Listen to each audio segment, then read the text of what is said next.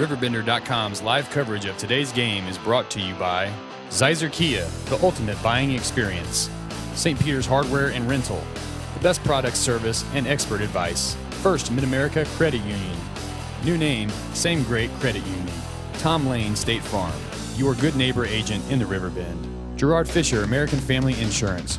All your protection under one roof. Alton Refrigeration, the first choice in quality HD TV and appliances. Barry Macias, professional independent insurance agents. Roberts Ford, the value store since 1949. And Alton Tree Service. With 11 years of experience, there is no tree we can't handle. Meanwhile, they'll play as an independent next year and won't play the Shells next year. It'll be the first time since 1947 these two teams haven't met. It'll be really the sad ending of a rivalry that I think everybody involved really would like to see continue.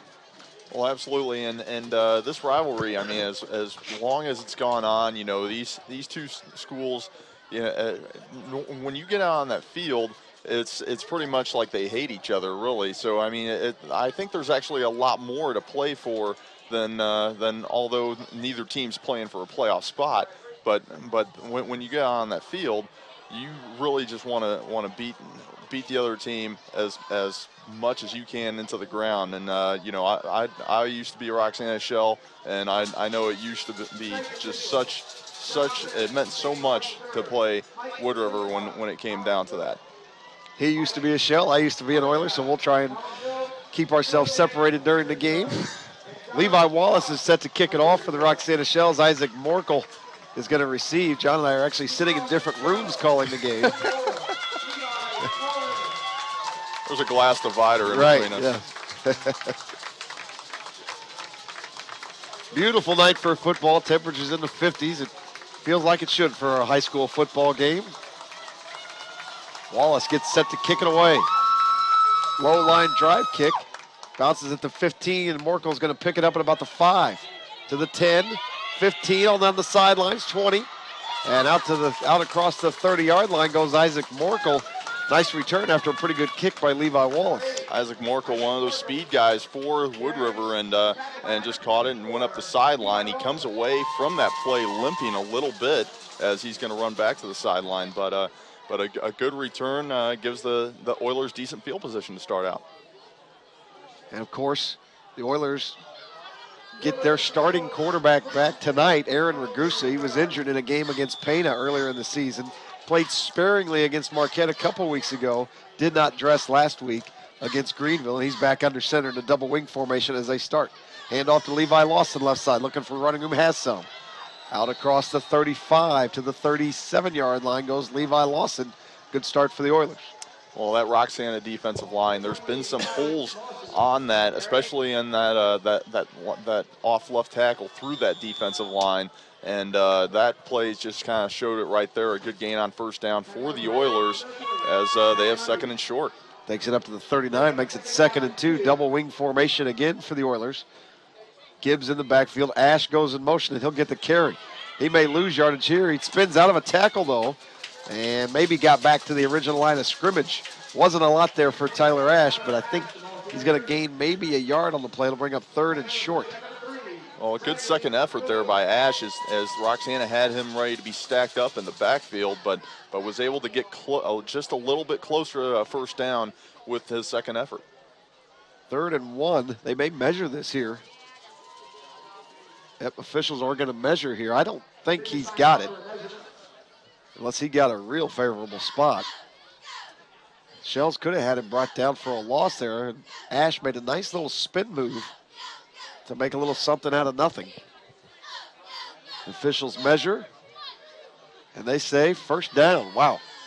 To see that play, you wouldn't have thought that was a gain of 2. but a tough second effort there by Tyler Ash, and Roxana missing some of its key players from defense. As we mentioned, they lost some guys to some disciplinary issues, and they're not the same team defensively without those guys. Oilers basically run 2 different formations on offense. They'll go double wing, which is what they're in now, and then they will run from the spread as well a lot. Gibbs in the backfield, hasn't got it yet. He gets it here. Fullback dive up the middle. and still fighting for yards. We'll see where they spot. I think his knee was down after a gain of about 3.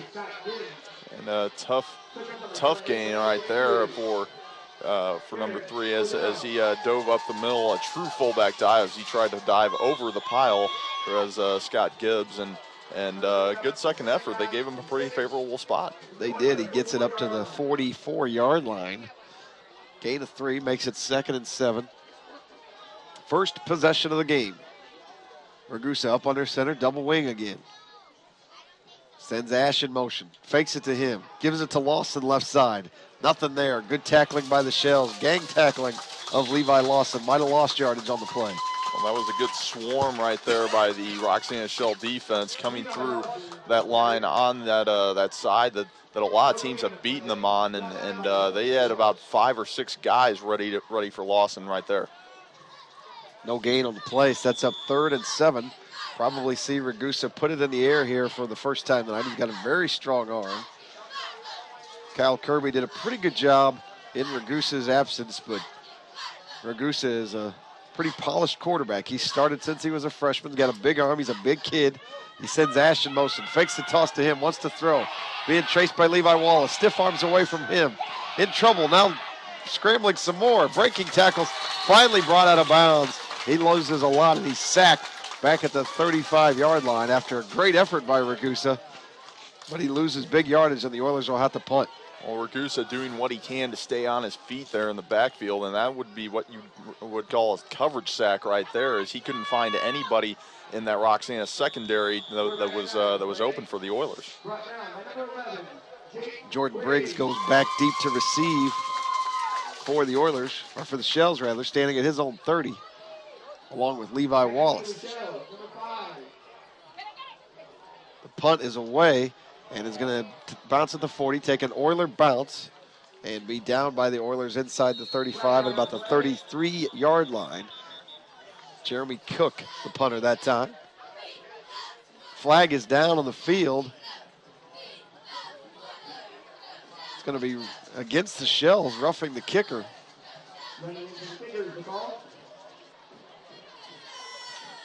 They're running into the kicker, so that'll be the 5-yard variety. So it'll give the Oilers the choice of punting it again or just leaving it where it is. I would think maybe you just leave it where it is, but.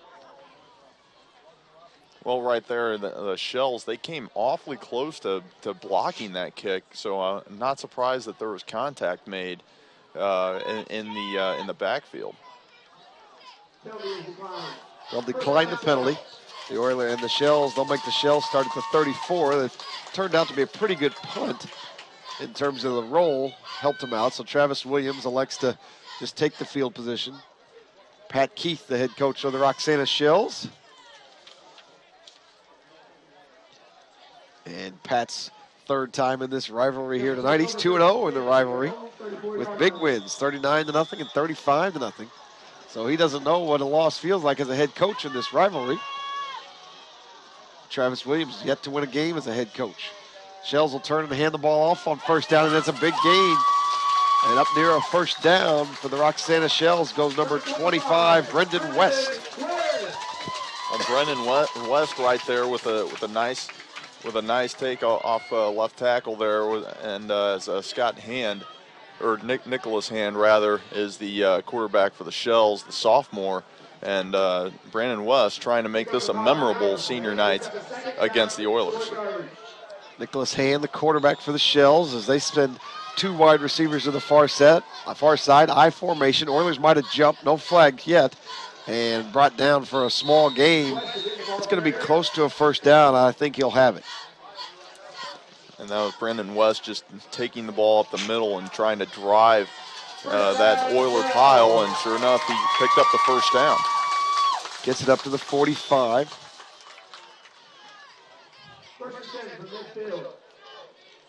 '79 Craig Daniels in on the tackle that time for the Oilers, and Hand brings the Shells up to the line of scrimmage. 2 wide receivers set I formation again. They turn and hand out to the fullback Wallace up the middle, and a good gain on that fullback dive up near midfield into Oiler territory. Well, Wallace has got some power. He's got that low center of gravity, so not easy to bring down. as he would look. And he took that and just drove it into the heart of the Oiler defense and picked up 6 yards. Good gain for the Shells on first down, as they've done well on first down so far tonight. Couple big gains. Gain of 6 there, brings up 2nd and 4. His hand brings him up to the line of scrimmage. I formation again. Wallace and West behind him. And the give is to West this time, and he's brought down, fumbles the football, and the Oilers have it. Fumble the football, it's right in front of us. West lost it, and the Oilers pick it up. Well, not the way that Brandon West wanted to start out on his 3rd carry. A fumble in the backfield as he was met by about 4 Oilers, and on his way down, the ball came out, and the Oilers fall on it. Craig Daniels, I think, stripped the ball. Well, what a huge crowd we have here tonight. We've got on both sidelines people lined up against the fence. It is standing room only, as you might expect, for this rivalry game. And the Oilers come out double wing again. 1st and 10, they'll have it right at midfield, ball just inside Shell territory. Gibbs gets it up the middle. He might have lost the football. He did. The Shells have it, and going the other way is Briggs. Briggs is going to the end zone. Touchdown, Shells. I'm not sure Briggs ever got or Gibbs ever got the handoff. All of a sudden, Briggs picks it up and takes it the other way. A 50-yard fumble recovery and touchdown return. Kind of a crazy play right there as Gibbs got the handoff, and it seemed as if not a lot of guys saw that ball come loose, and Briggs, one of the few that did, just scarfed it up and took it the rest of the way, took it to the house. Usually if there was anyone that was trying to battle him for it, they probably wouldn't catch him anyway with his speed. But sure enough, he took it into the end zone, nobody near him, and it's 6-0 Shells. Easiest touchdown he'll ever score right there. And now the Shells will attempt the extra point. Nicholas Hand will kick it for the Shells. And now flag comes out as the Shells had too many men on the field.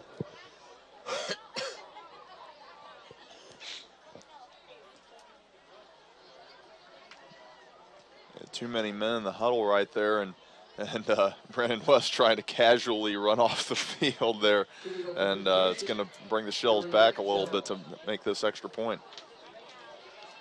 So 6-0 after we've had back-to-back turnovers on back-to-back plays. Now the Oilers said somebody's scurrying off at the last second. As check that, Wallace will attempt the extra point here. And a line drive kick is pulled left, no good. So with 7:17 left to go in the first quarter, the Shells really jump on top by a score of 6-0. You're listening to Z1570 Radio Sports. Ace Hardware in Bethalto is your helpful place. It's where you'll find more than 70,000 items in the store and even more online. It's where the people know how to solve your problems. It's where top brands like Benjamin Moore, Still, and Craftsman make your jobs go smoothly and with confidence. It's where hot buys sizzle each and every week. Ace Hardware in Bethalto is more than helpful. They save you time and money too. From its birth in 1931 on Broadway in Alton to its new home on Homer Adams Parkway, welcome to Alton Refrigeration and Home Furnishings. Alton Refrigeration and Home Furnishings earned its outstanding customer service reputation in servicing major appliance brands such as Maytag, Whirlpool, KitchenAid, Frigidaire, Samsung, and more. When you think about it, Alton Refrigeration is about providing you with years of comfortable living with worry-free brand name products. Nick Dar back with you and Roxana as the Shells kick it off after scoring a touchdown and taking a 6-0 lead. Tyler Ash receives the kickoff at the 30. Takes it out across the 35, and the Oilers will start there on offense, trailing 6-0. Well, a short kick right there as Ash was able to bring it back about 10 yards or so. And pretty good field position overall for the Oilers once again. A good start for the Shells here as they were able to capitalize on that turnover that almost no one in the stadium saw besides Jordan Briggs as he took that one all the way into the end zone. See if the Oilers this time they'll come out in the spread formation, empty backfield, 5 wide receiver set. Gibbs, Lawson, and Ash as they hand it off to Morkel running right side. He's tripped up, lost about 5 as they try to run a little end around to Isaac Morkel. Good tackle by Brendan West right there, that little shoestring tackle. Great tackle in the backfield by Brandon West, and that about the only way someone his size is going to tackle Morkel is by a shoestring tackle, but he was able to get back there and make the play. Takes it all the way back to the 31. It's a loss of about 5, brings up 2nd and 15. And the Oilers will go spread again. 4 wide receiver set this time. Trips to the left. 1 back in the backfield next to Ragusa. Ragusa rolling to his left, in trouble. Breaking tackles, runs into his own man, still fighting for more yards. Finally brought down by the Shells, and another big loss that time as Ragusa's brought down behind the line of scrimmage. It'll bring up 3rd and very long. Well, this defensive line for the Shells has been winning this battle so far. A good penetration right there from them, and that's something that they really haven't had all this season. So to see them come out and they got a little confidence with this lead now, then they're playing pretty tough. It's a loss of 2, brings up 3rd and 17. Oilers want to take a timeout and talk about it. We'll take one too. You're listening to Z1570 Radio Sports. Red or black, silver or gold, new or used. At First Mid-America Credit Union, they know options are important to you. That's why they've made relationships with local dealerships where you'll receive all the extras with First Mid-America Credit Union's low rates and financing done on the spot. All you have to do is decide what you want. Your car, our loans, they're made for each other. www.1stmidamerica.org or call 618-258-3168 to speak to a representative. John Kleeman, Nick Darr back with you, and Roxana as the Shells lead the Oilers 6-0. 6:04 left to go first quarter. Oilers have the football at their own 28, facing a 3rd and 17. We'll see how they elect to play it here. If they want to play it a little more conservatively or if they let Ragusa air it out. You got to wonder a little bit about how healthy he is. Hasn't played much. Played a little bit 2 weeks ago. Well, he hasn't been able to find many holes in that Shell secondary when he's dropped back so far. He wants a screen pass this time, and there's nothing there. Boy, the Shells defense is really swarming to the football tonight, and that was Levi Lawson. Caught the little screen pass. It went nowhere. Lost yards on the play again. Brings up 4th down. The Oilers will be forced to punt again. Well, Taryn Raich got in the backfield and snuffed that one out as the Shells defense, when they do get a lead, they do play with confidence, and that's how they're playing right now. A little bit of swagger on the Shells defensive side. Shells victory this year coming against Litchfield. Good kick by Cook. Bounces inside Roxana territory at the 50 or at the 45 and takes a good Oiler bounce back to the 35-yard line. The Shells will take over there on offense. Not great possession so far for the Oilers on offense. 2 punts and a fumble. No, and Woodrow is still trying to find a way to use Ragusa, as you were saying. How healthy is he? What can he do? Is he at 100% to where he can be give it everything that he's got on every single play, no matter what he's trying to do when he drops back? And usually a very athletic quarterback, scrambles a lot, usually runs for a lot of yards, and we'll see if he's able to do that tonight. We're still early here, obviously. 5:22 to go first quarter. Hand up under center. I formation. Turns and runs into his own man, Wallace. And that's going to be a loss of a yard on the play. That one was going nowhere right from the start. A little mix-up between Hand and Wallace that time. Oh, busted play. Some miscommunication right there for the Shells as they almost didn't even know who wanted to keep the ball even after they ran into each other. And luckily for the Shells, they're only going to lose about a yard there. Brings up 2nd and 11. Shells have been pretty dominant on the lines, defensive line and offensive line. We're moving the ball well on their first possession until they fumbled the football. Gibbs shows blitz and comes. Hand wants to throw. He drops back to pass. He's sacked. Gibbs back there. Harmon back there. Gibbs came on the blitz that time, and he gets the Hand. And another loss for the Shell. That takes him back inside the 30. Well, the Shells didn't pick up that blitz at all as Gibbs came through, and it seemed like the Shells didn't know who to block as they saw too many guys coming from that right defensive side for the Oilers. Brings up 3rd and 17 for the Shells at their own 28-yard line. They need to get to the 45 for a first down here, leading 6-0. as we approach the 4-minute mark in the first quarter. Hand up under center, 4 wide receivers set. He'll turn and just hand it off to Wallace, and that doesn't gain much. A yard, maybe 2, and the Shells will punt. Conservative play call that time by the Shells offense, leading 6-0.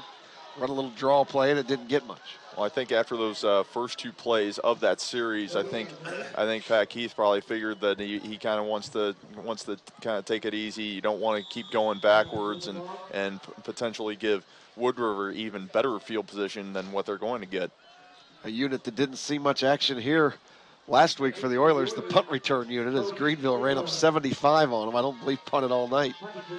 Briggs will get set to punt it away. Engler back deep for the Oilers. It's a fake, and Briggs is going to keep it, wants to run. He's got one man to beat to get to that first down marker. He got right to it. Tyler Ash comes up and makes the tackle, but I think he's got enough for the first down. Wow, what a gutsy play call there on 4th and 16. Well, shocking, definitely, especially with the way that those last 3 plays went for the Shells. But Jordan Briggs, he's a guy that if he gets to the outside, he'll utilize that speed, and he didn't meet any sort of adversity until that last yard, and he just kind of bowled over Tyler Ash for that last yard and got the Shells first down. He's so fast, he gets down the field so quick, and he was able to pick up a first down that time before really the Oilers had much idea what was going on. It's 1st and 10 now for the Shells at their own 45.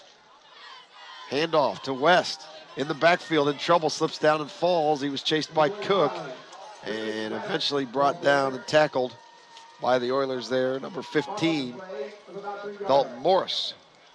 Well, the play wasn't really going anywhere from the start as it seemed like the Oilers had snuffed that one out pretty good as West didn't really have any blockers to go in front of him and just slipped down. Wasn't really going to gain anything had he not slipped. We've really had 3 big plays in the game. The Shells fumbled the football, the Oilers recovered. Oilers fumbled, the Shells recovered and returned it for a touchdown. And then the fake punt just a moment ago, a big play for the Shells, but now they jump on offense. I think we'll see. Both teams jumped. We'll see who they call it on. It's 2nd and 13. We'll check the penalty. And it's going against the defense. Well, that's one thing that the Shells will do. Nick Handel will go through a lot of long snap counts. He draws probably a good 3 to 4 offsides calls a game just by that alone. Cheap 5 for the Shells makes it 2nd and 8. Hand gets the play from the sideline and brings it into the huddle. 2-minute mark of the first quarter. Shells lead 6-0.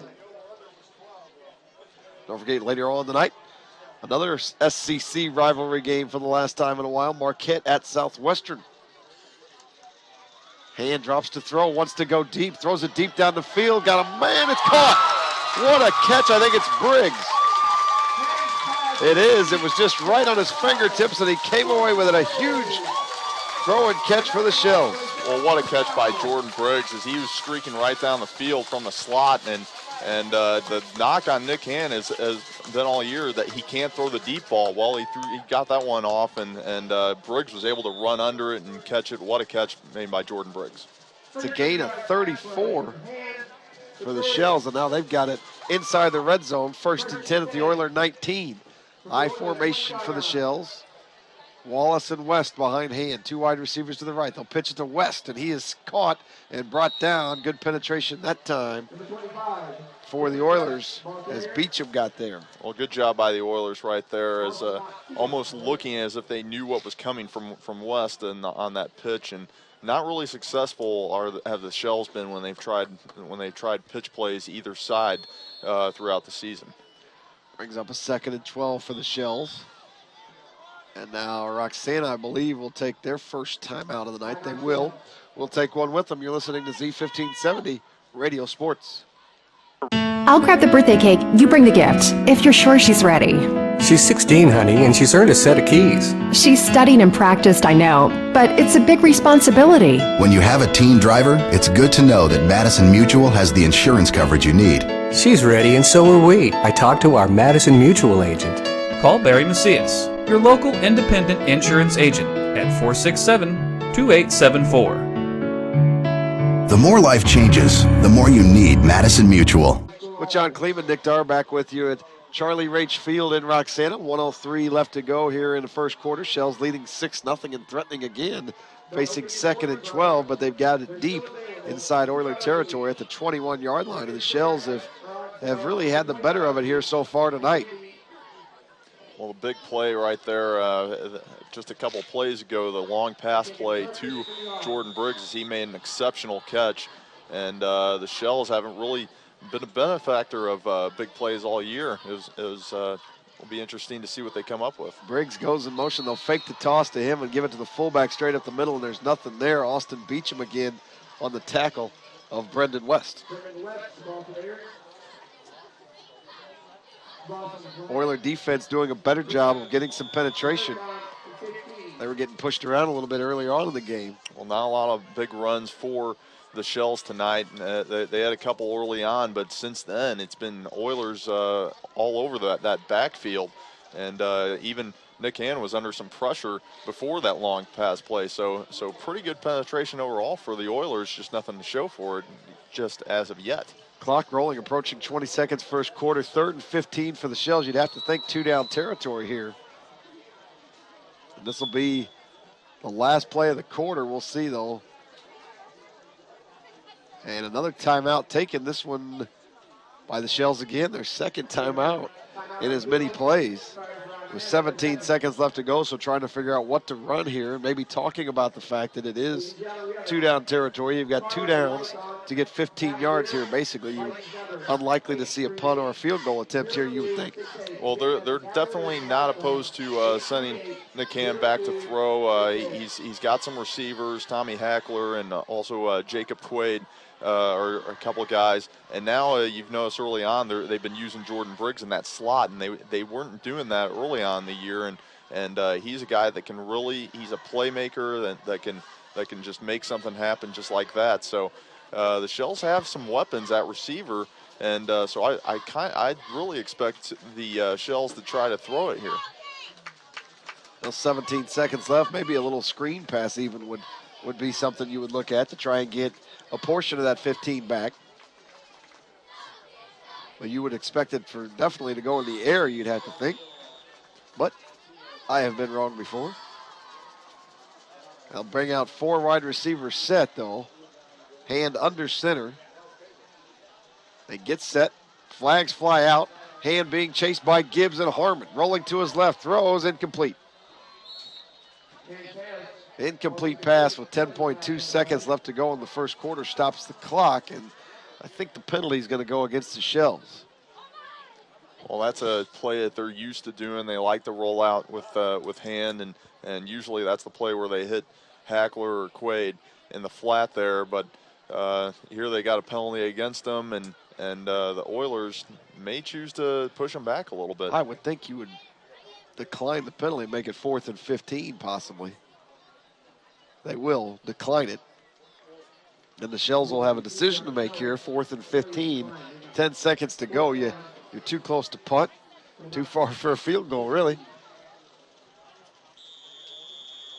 It'd be about a 42-yarder from here. We already saw him miss one extra point tonight. So 4th and 15, you really don't have much option rather than to go for it here, and they will. And even though Levi Wallace has a pretty decent foot, they are gonna go for it, and so the Shells have made some magic happen on 4th down tonight. Let's see what they can come up with here. They need to get to the 9 on 4th down. Hand to throw. Wants to throw deep, and it's intercepted. Intercepted by Tyler Ash. His knee was down. He'd have been better off dropping the football in that case, but tough to do that. If he'd have dropped it, the Oilers would have it back at the 25. Instead, they're going to have pretty poor field position back at the inside the 10-yard line. Well, instincts will always tell you to make the play on the ball, which he did, and so regardless, it is Oiler ball as no receiver was really in the area for the Shells as he saw a one-on-one on the outside, just not the right guy to throw to on that. Yeah, Hand and Briggs definitely not on the same page on that play, and this will be the last play of the first quarter. 3.7 to go. Double wing formation for the Oilers. Ragusa up under center. He'll turn and hand it off to Levi Lawson, looking for running room across that left side, and there's just not a lot there. And he picks up a couple, The Oilers will have it second down deep inside their own territory, trailing 6-0 at the end of the first quarter. Shells lead the Oilers 6-0. You're listening to Z1570 Radio Sports. At American Family Insurance, we put together a pretty special policy for the Gordon family. It's called the Dad's starting a new business in our garage. Jesse wants to go to an Ivy League school. Mom crashed her computer, literally. And Jennifer just passed her driving test, policy. American Family works with you to choose from over 375 products and features to create your custom family protection. Is your coverage as unique as your family? Zizer Kia, the ultimate buying experience. Gas prices are soaring, and so is the cost to own a car. I want to help lower that cost, so I'm here to make you this offer. If your car is financed, stop by Zizer to see how we can help. If you qualify for financing and we can't lower your cost of ownership, we'll fill up your tank just for stopping by. And with Kia's great warranty and top fuel economy, we can literally save you thousands a year. It's gonna be huge! Visit us in St. Peters, Wood River, or on the web at stlouiskia.com. Cleveland, Nick Dar back with you, Charlie Rachfield and Roxana, as we've played one quarter, and an eventful first quarter it was. The Shells really dominated play on the field, but only lead 6-0 on the scoreboard. Well, we saw them move the ball a couple times and just weren't able to finish off drives really against the Oilers. The one time making the turnover, of course, and then the lone score coming off the defensive side on Briggs returning that fumble for the touchdown. But as far as in the trenches, it's been all Shells. The Oilers, on the other hand, have done nothing on offense. One first down in the game, a fumble, couple punts, and they have not played well offensively. Ragusa wants to throw, rolls to his right, throwing deep down the field on the run, incomplete. Intended for Morkel, and boy, Ragusa showing off that big right arm. He's on the run, and they overthrew him by 5 yards on a 30-yard downfield throw. Well, pretty impressive. Morkel is the speedster for them, and downfield trying to almost throw into a type of jump ball pass to him, really, as Jordan Briggs, the safety for the Shells, was back there covering. And so not an easy play to be made for the Oilers, but it's good for them to see them try to stretch the field a little bit. Well, that brings up 3rd and 9. The Oilers usually like to get their quarterback outside the pocket in this type of situation, whether it's Ragusa or Kirby. This time it's Ragusa. 5 wide receivers set, and Ragusa will roll to his right. Flag on the play. Ragusa looking for some running room. There's not much there. He lowers his shoulder and gets brought down well short of the first down. And the penalty is likely going to be against the Oilers. Looks like it might be a hold against the Oilers, and it is. We'll see if the Shells, I doubt they will accept the penalty. They'll probably just accept 4th down and make them punt. Well, for the Oilers right there, they're pretty lucky that Ragusa wasn't close enough to the end zone, because if it had been holding in while he was in the end zone, it would have resulted in the safety. Right. Hold against the Oilers. They'll decline it, and they should have great field position coming out of this punt. Briggs is back to receive, and he's standing at, right now, the 30-yard line, backing up a little bit, but the Oilers are going to punt this away from their own end zone or pretty close to it. And we've already seen how electrifying Briggs can be with the football in his hands. I'm sure the Oilers coaching staff saw that as well, as Cook gets set to punt it away with the left foot. Low line drive kick, not a good one. And takes an Oiler bounce. Fortunately for them, the only saving grace is it rolls out to the 35-yard line, but still terrific field position for the Shells. Well, the Shells are going to come away with good field position there no matter what, and probably a good idea to keep the ball away from Jordan Briggs. And we've seen a lot of those line drive punts that the Wood River's had in the times that we've been at their games, and so for the Shells, these are the types of times on the field when they haven't been able to finish and come away with 6 after a short field, and you want to see if they've kind of made any improvements on that, especially against a team like Wood River. They'll turn and pitch it to Briggs, looking for running room right side, and not much there. Brought down by Levi Harmon and Austin Beecham, and now a flag flies out, maybe a late hit against the Oilers. Well, you see the Shells clapping right away as soon as that flag is thrown, so looking to be against Wood River. Boy, the Oilers have had a lot of these penalties on the season, but that one's going against the Shells. A surprise there. I'm not sure what the official saw, really. Maybe a little bit of a late hit, but it looked like it was from the Oilers if from anybody. Could have been, and you really aren't sure what exactly they're looking for, but costly penalty for the Shells. This has been another one of their downfalls that they've had.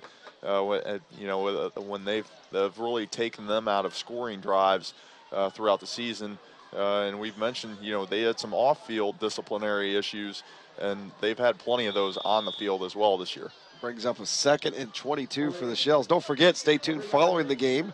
John and Lyle named the Munganast Alton Toyota Player of the Game. We thank Munganast for sponsoring that award. As they'll pitch it to Briggs again, left side, looking for running room, and makes a nice cutback, but a nice open field tackle. That could have been a big gain. Alex Harmon was there for the Shells to stop him.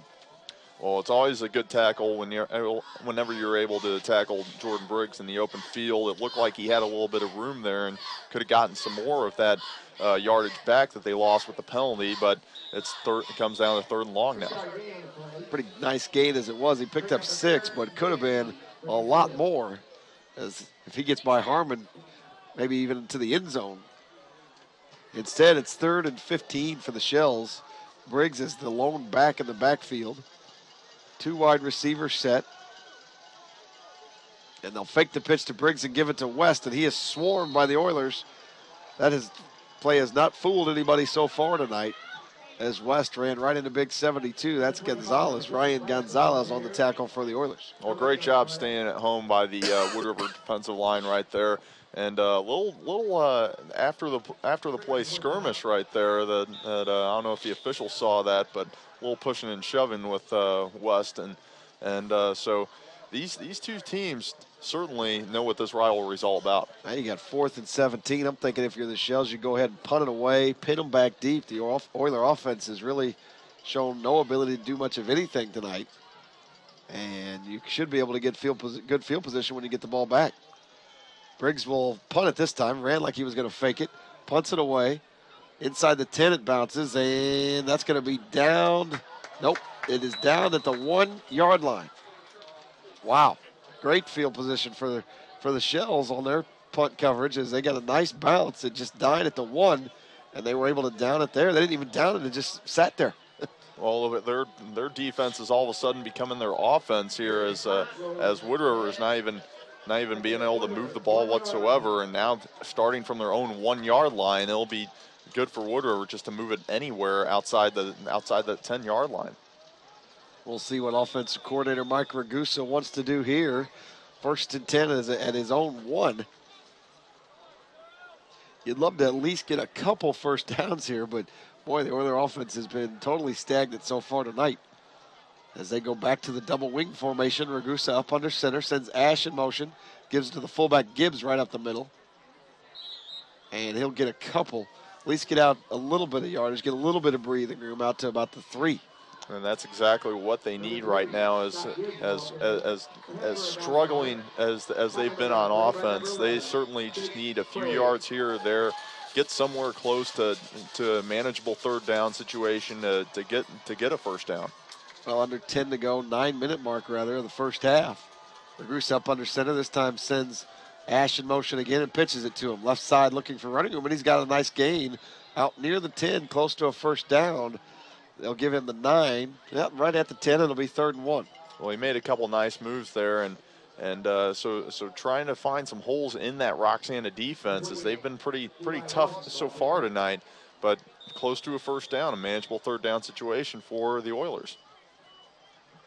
It's 3rd a yard. You've got a huge quarterback. Ragusa is a big kid, and you'd love to see maybe just a quarterback sneak here, but you also have to wonder how much they want to put his health at risk. They obviously want to try and limit the hits on him as he's coming off an injury. But that's wide open, the quarterback sneak right now. That's what they'll do, and it's an easy first down.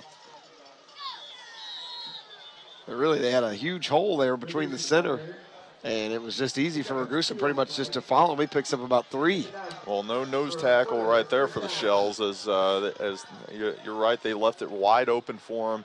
And he used that big body of his and took it for a gain of 3.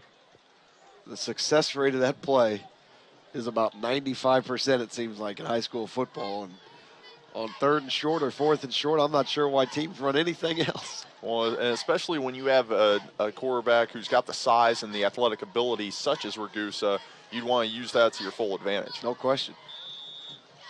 I mean, when you need that short of yardage, it's tough for him being that big not to fall forward and gain it for you. And he did that time, picked up more than enough, takes it to the 12 after a gain of about 3 on the play. Oilers go spread this time, and they'll turn and fake the handoff, and now give it to Gibbs up the middle, looking for some running room. He's got it out to about the 15. Picked up about 3 as they faked a little end around that time and gave it to Gibbs up the middle. Slowly but surely, the Oilers have been able to get a few yards here and there, and they picked up that first down, looking to try to move it out of their own end here, and this could be a long. They'd have to make this a long drive, but this is something that they need right now. It'd be tied for the longest in school history, 99 yards. Now they give it to England. He's got some running room. A face mask is going to be tacked onto this one, I think, as he takes it out to the 20, picks up about 6. It'll bring up 3rd and 2. We'll check the penalty. It looked like, from here anyway, a face mask, which would, whether it's the 5 or the 15-yard variety, give the Oilers a first down. It is of the 15-yard variety. So the second 15-yarder against the Shells. And that'll be a big gain for the Oilers. If nothing else, they've changed the field position battle here. Well, certainly a 15-yarder on that one. His hat almost got turned halfway around on his head.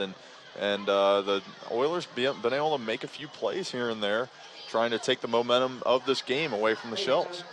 The drive started at the 1. The Oilers now have it 1st and 10 at the Shell 36 after the 15-yard face mask penalty. 7:21 to go.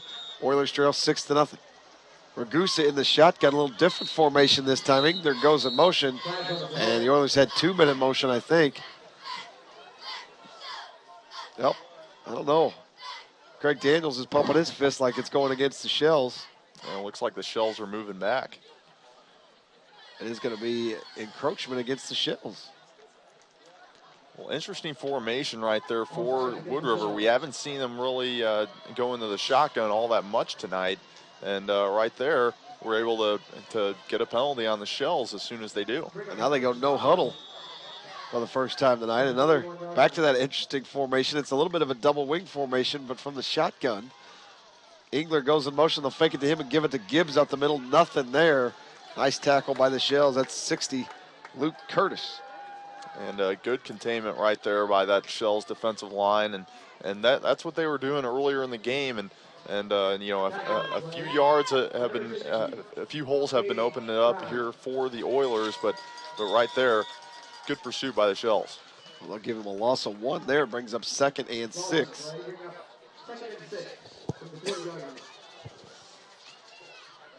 Good drive by the Oilers. They've got it out to the Shell 40-yard line.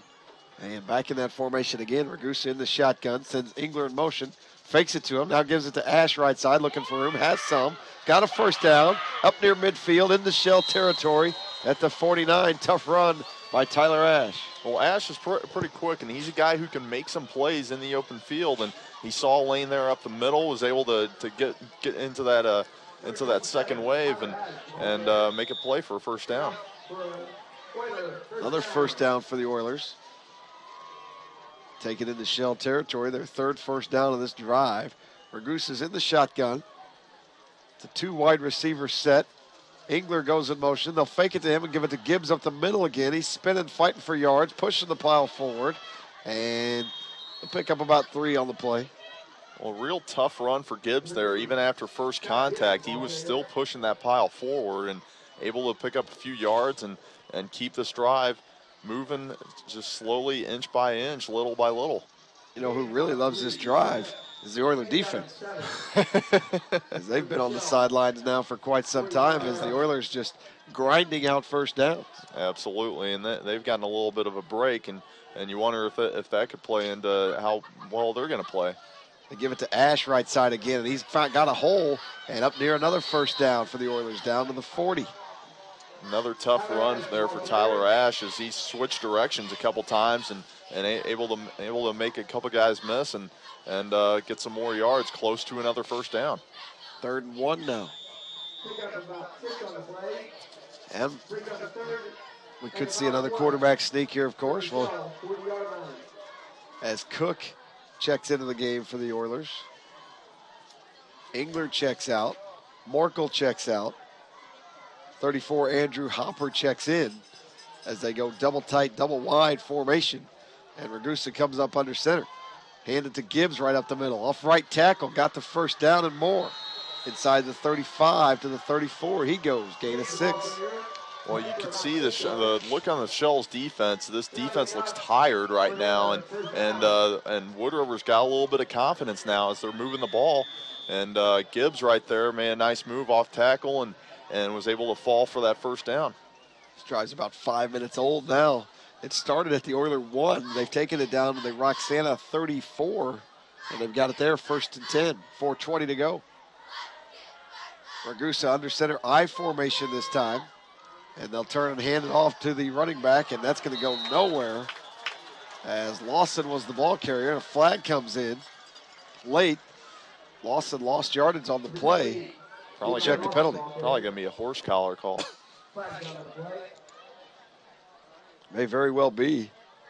That play was a little slow in developing. It's another personal foul, horse collar against the Shells. Boy, oh boy. Their 3rd 15-yarder of the night, 2nd on the drive. Well, another penalty that's killing the Shells right now, and they've had these problems all year long. Just penalties that have been killers, and this one's another one, and just tacking on easy yards for the Oilers. That'll take it down close to the red zone, down to about the 20. Shells defense has been on the field a long time. Oilers trying to cap off this drive, which would be a 99-yarder. They've got it at the Shell 19, and now the Oilers will take a timeout. Nope, the Shells will take a timeout. That's their 3rd timeout of the half. They have no more timeouts remaining here in the first half, so we'll see if that's a factor when they get the ball back on offense. We'll see what the Oilers do to finish off this drive when we come back. You're listening to Z1570 Radio Sports. Whether you're planning for home improvement projects, family vacations, college tuition, or consolidating credit card debt, use your home for what you need. At First Mid-America Credit Union, they offer home equity loans and lines of credit that can lower your costs. For more information, visit www.1stmidamerica.org or call 618-258-3168 to speak to a First Mid-America Credit Union representative. 4:08 to go in the first half. It's been a half that's really been dominated by the Shells until this last drive by the Oilers. Well, and you wouldn't expect it given the field position where the Oilers had to start out. They started out on their own 1, and they've just been moving the ball every single play and getting chunks of yards and been able to steadily keep that Roxana defense on their heels. And as we mentioned before, this Shells defense is looking tired after being out there on that field for this long. And unfortunately for the Shells, the 2 biggest plays of the drive have been penalties. A 15-yard face mask penalty, a 15-yard horse collar penalty. And those have been by far the biggest plays of the drive for the Oilers. Well, when you give up 30 easy yards right there to tack on for this offense, it's not going to make anything easier for you. They've changed the spot of the football. It's at the 22 now. Handoff to Gibbs right up the middle, and there's some running room there as Gibbs drags the pile forward.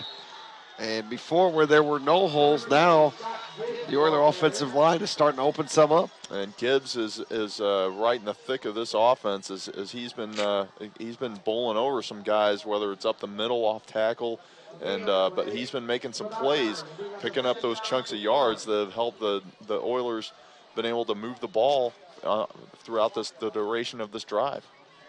3:35 to go. He picked up 9. It's 2nd and 1. Ragusa goes back to the shotgun. Gibbs is behind him. Sends Engler in motion. They give it to him this time. Looking for running room. Nothing there. Good job by the Shells to close on that. Well, good containment right there by the Shells. One of the few times during this drive that we've seen them have some good containment there. So maybe they've been able to pick up a few things from that double wing offense that we've seen Wood River try for the majority of this drive. Well, double tight, double wide formation coming back in for the Oilers on 3rd and 3 now. 3rd and 2, they'll call it. Ragusa in the shotgun. Another interesting formation here. He'll keep it, running right ahead, straight ahead. Cuts it back. Should have a first down and does. And that was a pretty simple play call there, just a quarterback sneak, but from the shotgun essentially. Well, and as we mentioned before, Ragusa is so tough to bring down that you know that he's going to come away with something any time that he tries to go right or left, or whether he takes it up the middle, because just as athletic as he is, as tough of a guy he is to bring down, he's so big and so can move just so well. Well, I thought he had the first down. They're going to measure. I thought he was beyond the first down marker, but they will, based on their spot, measure this football and see if they have a first down. As the chain gang is working their way all the way over to the other side of the field. They've been pretty busy tonight. They have been. See Coach Huff out there, one of the chain gang members. And the spot is going to be, trying to build suspense here. The officials are helping me. With my voice, I just can't hold B for that long. It's a first down. I told him that 5 minutes ago.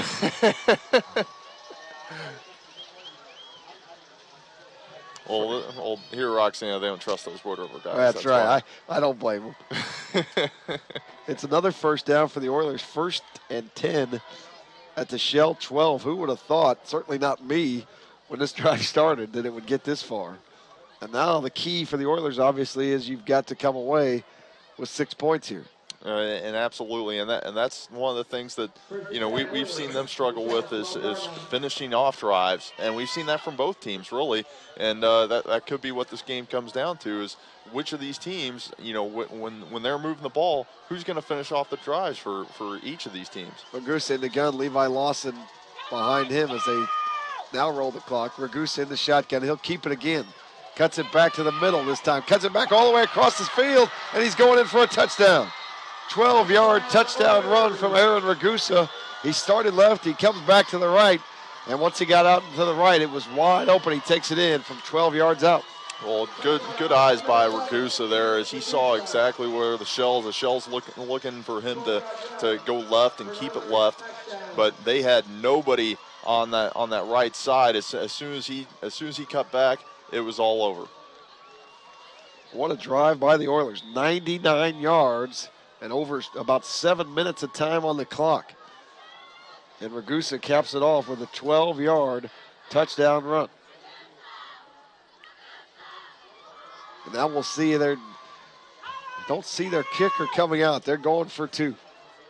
In a 6-6 game, Ragusa's in the shotgun.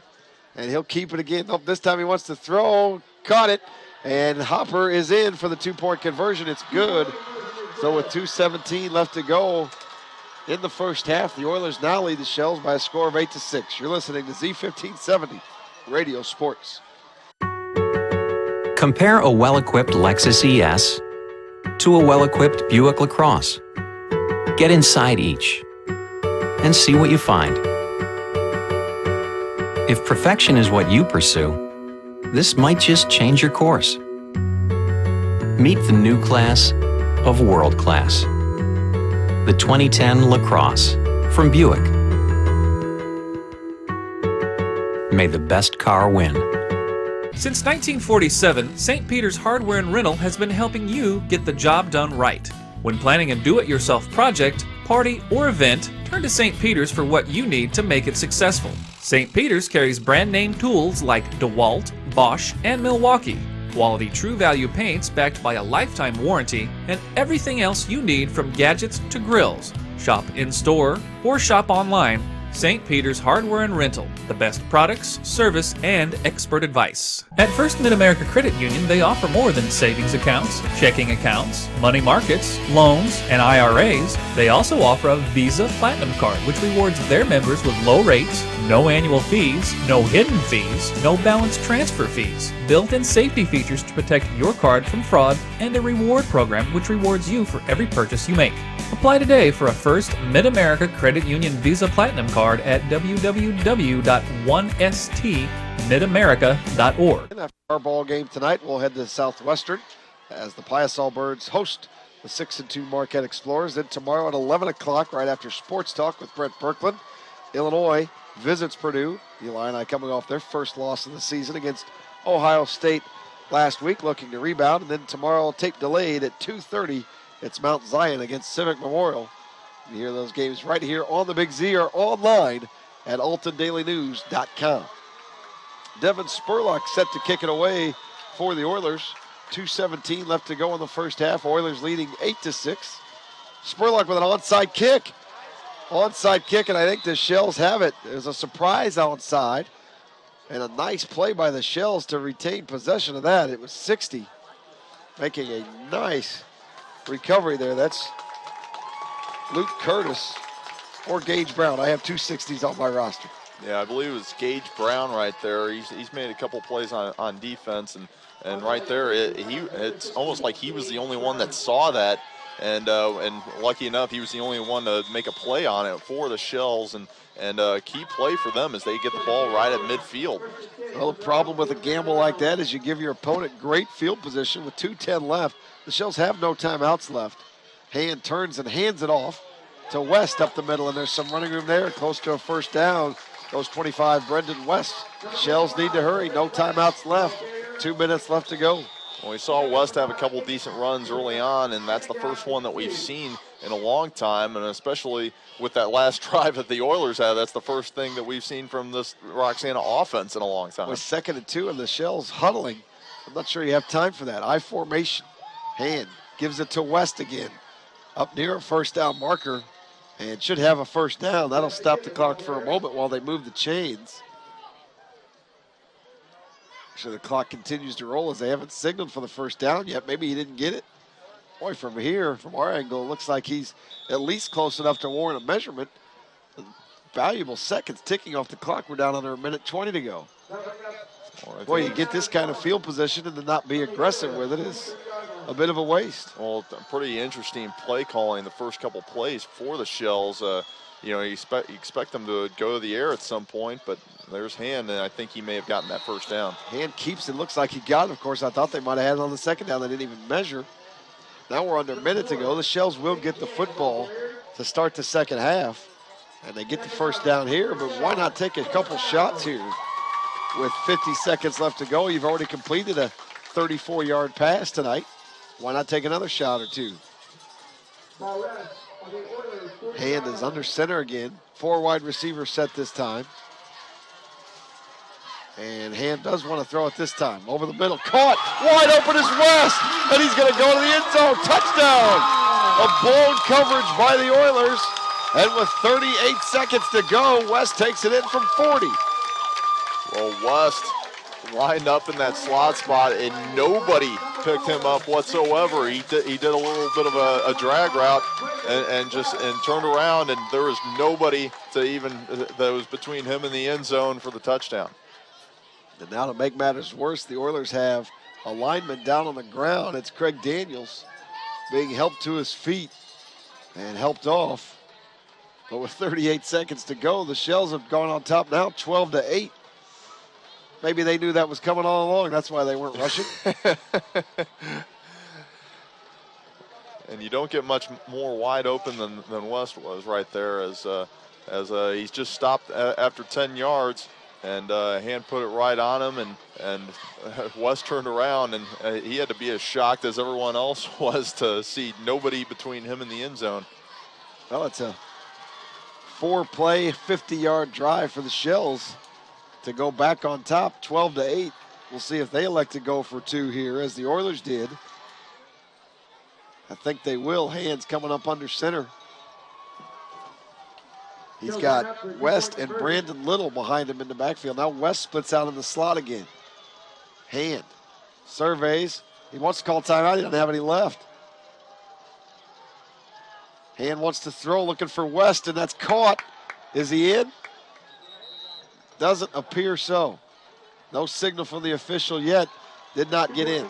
Just shy of converting the two-point conversion. That could be big as we progress in this game, but a big drive for the Shells with 38 seconds left to go. They have jumped on top in this first half, 12-8. You're listening to Z1570 Radio Sports. In today's economy, everyone's looking for an encouraging sign. That's exactly what you'll find right here at my State Farm office in Bethalto. I'm Tom Lane, and for 86 years, State Farm agents like me have been helping you protect the things that matter most. That's why more people trust State Farm, and why we consider that a very good sign. Call Tom Lane State Farm office in Bethalto at 377-8912 or go to tomlaneagency.net. Like a good neighbor, State Farm is there. Clayton Dar back with you. Charlie Rage Field and Roxana. The Shells leading the Oilers 12-8. 38 seconds to go first half. And the Shells getting set to kick it off here. Eric Kessler, the big lineman, is ready to boot it away. Cody Engler back deep to receive for the Oilers. Got to watch the onside kick here if you're the Oilers. Oh, low line drive kick fielded by Engler at the 12 to the 15, the 20. Reverses it to Morkel, to the 30, 35, 40, 45, midfield, and one Shell away from taking that down the sidelines. It's the kicker, Kessler, that finally pushes him out of bounds inside Roxana territory at the 44-yard line. Well, a little trickery by Wood River as they went with a reverse to get that to Morkel, and he took it the rest of the way, just beat some guys down the sideline. Now, if we go back to that two-point conversion for a second, it looked like Hand wanted to call timeout, didn't like what he saw from the defense, and as soon as he snapped that, he threw to West immediately, and I think that's kind of what enabled the Wood River to tackle him immediately and not get him into the end zone, was the fact that the ball was up on him so quick. How about this half? It's been low scoring and fairly uneventful until the last couple minutes. Both teams have put a touchdown on the board, and now the Oilers with 29 seconds to go and 2 timeouts left and pretty good field position starting at the 44, and now too many men in the huddle against the Oilers. That's a killer. Oh boy, they didn't get a guy off the field, and you can't start a drive that way. It pushes them back 5 yards to the 49. 29 seconds to go.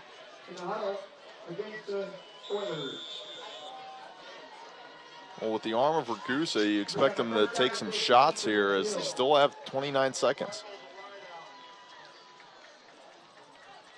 5 wide receiver set. Ragusa rolls to his right, wants to throw. Throwing deep down the field. And that's intercepted. Intercepted by Briggs. Well, Ragusa threw it as far as he could. The only one back there was Briggs.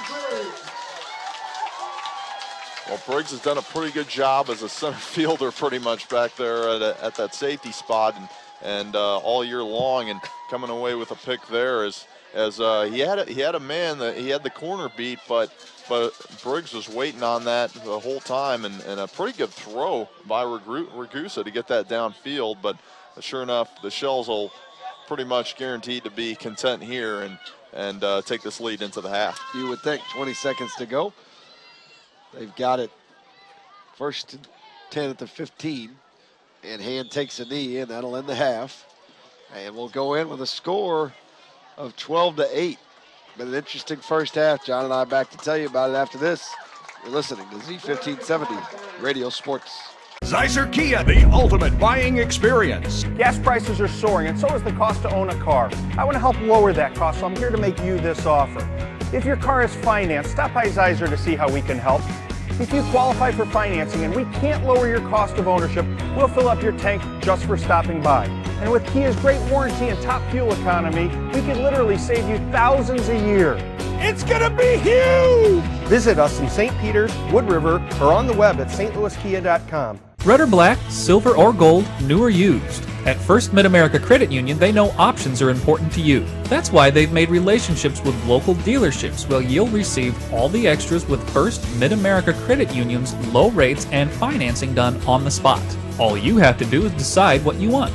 Your car, our loans, they're made for each other. www.1stmidamerica.org or call 618-258-3168 to speak to a representative. To the playoffs, of course, as they've got a record of 6-2, looking to improve to 7-2. Southwestern was eliminated from the playoffs last week, losing to Carlinville. And the Shells playoff bound, or the Explorers playoff bound for a school record 6th consecutive season. And they've racked up some big points against these two teams the last 2 weeks. 50 against Roxana last week, 68 against Wood River the week before that. Well, in the past couple of years, Marquette's been pretty impressive as they made a great playoff run last year, and then this year they're really a resurgence of their football program over at Alton Marquette, and just a tough team. It's going to be I'm sure probably the Shells probably won't miss having to not play them for the next few seasons. Well, the Oilers set to kick it off here as we begin the second half. Ryan Gonzalez is going to boot it away. Devin Spurlock had the other Oiler kickoff, and he just did a surprise onside kick. So we'll see now if the Oilers elect to kick this one deep as Gonzalez comes in to kick it.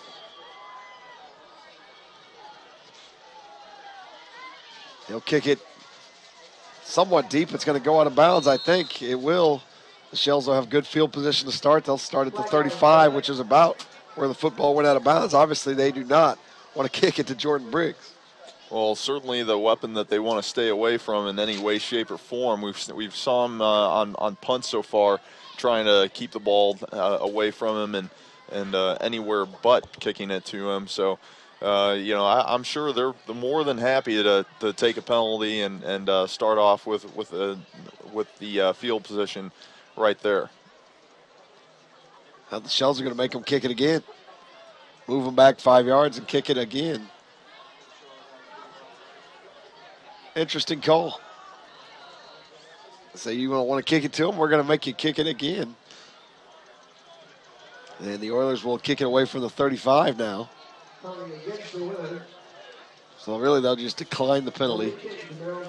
And the Oilers will kick it away. We'll see what they elect to do this time.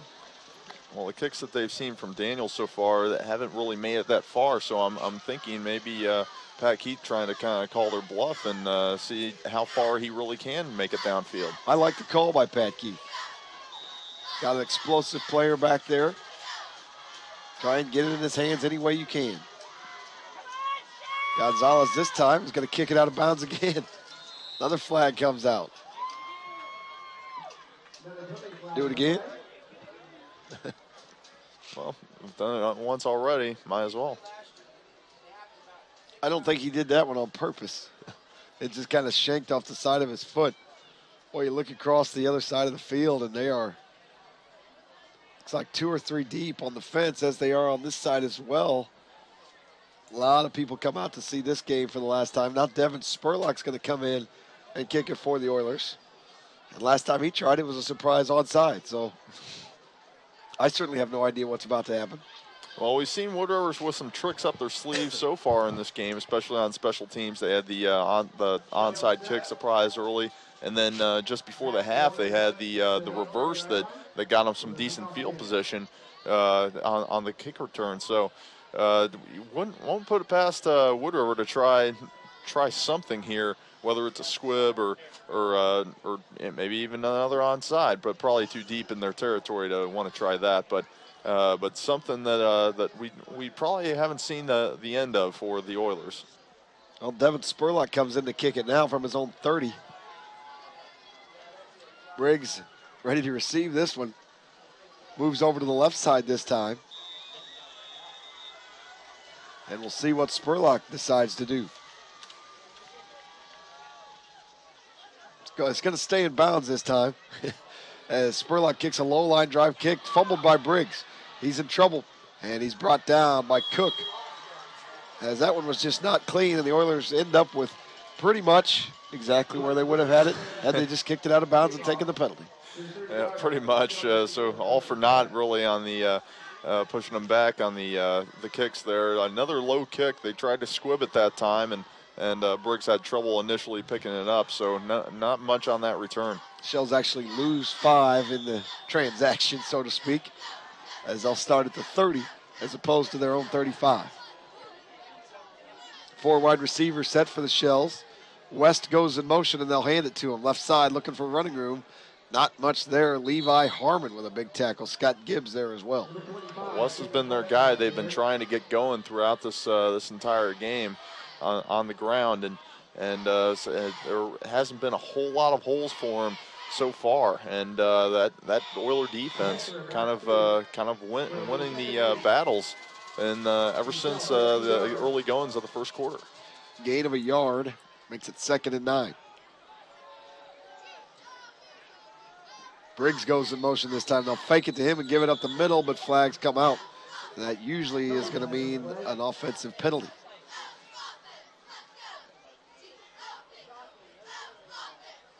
False start against the Shells, illegal motion. And they'll push it back 5 yards and make it 2nd and 14. Well, again, there's been too many penalties for the Shells, more so this game, as they've had a lot of opportunities this year where they've had stupid penalties that have pretty much killed drives and given a lot of easy yardage to the opposing team, and that's what the story's been all year. This been with penalties in week 9 makes coaches pull their hair out. And this is a nice little swing pass out into the flat Briggs as they're trying to get the ball any way they can to Briggs. And he gets it that time and picks up a nice gain. Well, got a lot of that penalty yardage back and then some, so it'll bring up somewhat of a manageable 3rd down for them at least. And he's the guy that you got to get to the outside, and because he can make a lot of things happen. He gets to the 33. It brings up 3rd and 8. 3rd and 6, rather. And a big 3rd down here early in this first half. If the Oilers can get a stop or if the Shells can get a 1st down and a score, it'll be very important to the outcome of this game. 4 wide receivers set. Hand wants to throw. Looking into them over the middle. It's got West again. West makes the catch good enough for a 1st down to the 45. That's 2 huge completions from Hand to West. Well, West comes up limping from that play, but it seemed almost like an identical route as the one that he ran on that touchdown, just a little bit more of a spread defense that Wood River showed there. Now it's a 1st and 10 now for the Shells. 10:35 to go. By the way this game's going, if the Shells get a score here, you really feel like it's going to be a tough task for the Oilers to come back. Handoff straight up the middle. Good running room there that time. First carry of the game for number 40, Trevor Hale. Well, Trevor Hale is one of those guys that you want to give him the ball and have him kind of barrel over some people, and he usually gets the ball a lot in short yardage situations. They're getting it on 1st down, but yeah, as you mentioned, Nick, this has the feel that if you see Roxana get a score, it may take the wind out of the sails for these Oilers. Gain of 6 on 1st down brings up 2nd and 4 for the Shells. 4 wide receivers set. West goes in motion. Fake it to him and get him up the middle to Hale. Popped by Harmon, but should have maybe a yard shy of the 1st down. We'll see where they spot it. It's going to be close to that 1st down. Usually it's Hale that's popping the linebackers with that body of his, but sure enough, Harmon really stacked him up and is the reason why he's just short of that 1st down. That was just a collision right there, and I think Harmon maybe got a little bit of the better of it. As you're right, he pushed him back and kept him shy of the 1st down. I think Hale might get it again here, though, on 3rd and short. Or the quarterback sneak is, of course, my favorite option. Nope, turn and pitch to Hale. He's got a 1st down. Harmon there on the tackle. Dalton Morris there as well, but plenty for a 1st down for Hale as they kind of tricked the Oilers that time and got Hale running outside on the toss. Well, that's something that you don't usually see from the Shells, and I guess a little bit of mind trickery right there from Coach Pat Keith as going to that outside with Hale opposed up the middle. Up 1st and 10 for the Shells. Good drive to start this half. Chewing up some clock, under 9 to go. 4 wide receivers set again. Briggs and West in the slot. Briggs goes in motion. Hand wants to throw. Good block by Hale to keep Beecham off of him, and now Hale pulls it down and runs, and close to a first down. Hand, rather. Another chunks of yards that Roxana's getting. They've been little by little, 5 yards here, 5 yards there, and that's how they've been able to move the ball so far on this drive on the ground anyway. And you're right, a good block right there by Trevor Hale, as he was the reason why nobody was able to get to Hand. Gains 5. It's 2nd and 5 at the Oiler 35. A lot of 5s. 8:50 to go. Briggs goes in motion. They'll give it to him. Left side looking for running room. He's got a first down and more to the 30, 25. Run out of bounds on the Oilers sideline after a gain of about 10. Well, they love sending him in motion and those handoff plays to him where they can get him to the outside. Not really any containment there for the Oilers as Briggs. When you get him in the open field, as we've said before, he is a weapon. Oh, they'll spot it at the 23. It's a pickup at 12. Another first down for the Shells.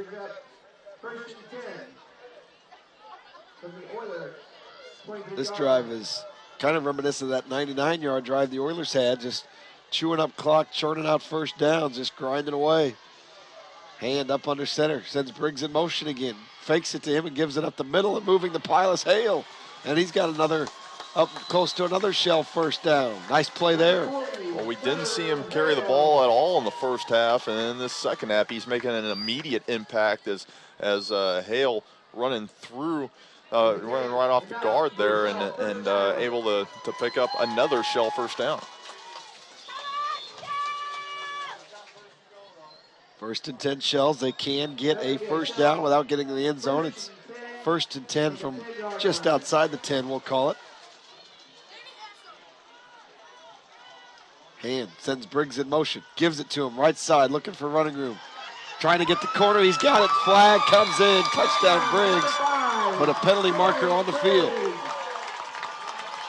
Blocking the back against the Shells is the early indication. Well, that flag came in a little later than I expected it to. I was watching 25, Brandon West there. It looked like he clipped the guy in the back, and because it looked like his was the key block there, but he got him from behind. Negates a touchdown, pushes them back 10 yards, and now makes it 1st and 10 from just outside the 20. They need to get to the 1 for a first. Well, we talked about penalties that are going to hurt your team, who's going to make the less penalties. So far, the Shells have made a few bad penalties on this drive, one there that negating a touchdown. And the thing is, can they overcome it, and can they still put one in here? Nope, they need to get 20 yards. Briggs goes in motion. They fake it to him and give it up the middle to Hale. And Harmon wrestles him to the ground after a gain of about 5. Don't forget, stay tuned following the game. John and I will name the Munganast Alton Toyota player of the game as Trevor Hale making a late bid here. Nowhere to be found in the first half. He's played a big role on this drive, though. Picks up 6 there. Well, it seems like every play that they've given to him, he's getting at least 5 yards every time. So he's going to be a key factor if they're going to get in the end zone. Briggs in motion again. They fake it to him. Nope, they gave it to him this time, and he's brought down as the Oilers gang tackle him, and he maybe got back to the original line of scrimmage. And it'll bring up a big 3rd down here for the Shells. Well, Shell's trying to go with that same play where they run him in motion and hand it off and try to get him to the outside, but nothing doing there. Good pursuit by the Oilers that time. Well, you would think 2-down territory here on 3rd and 15.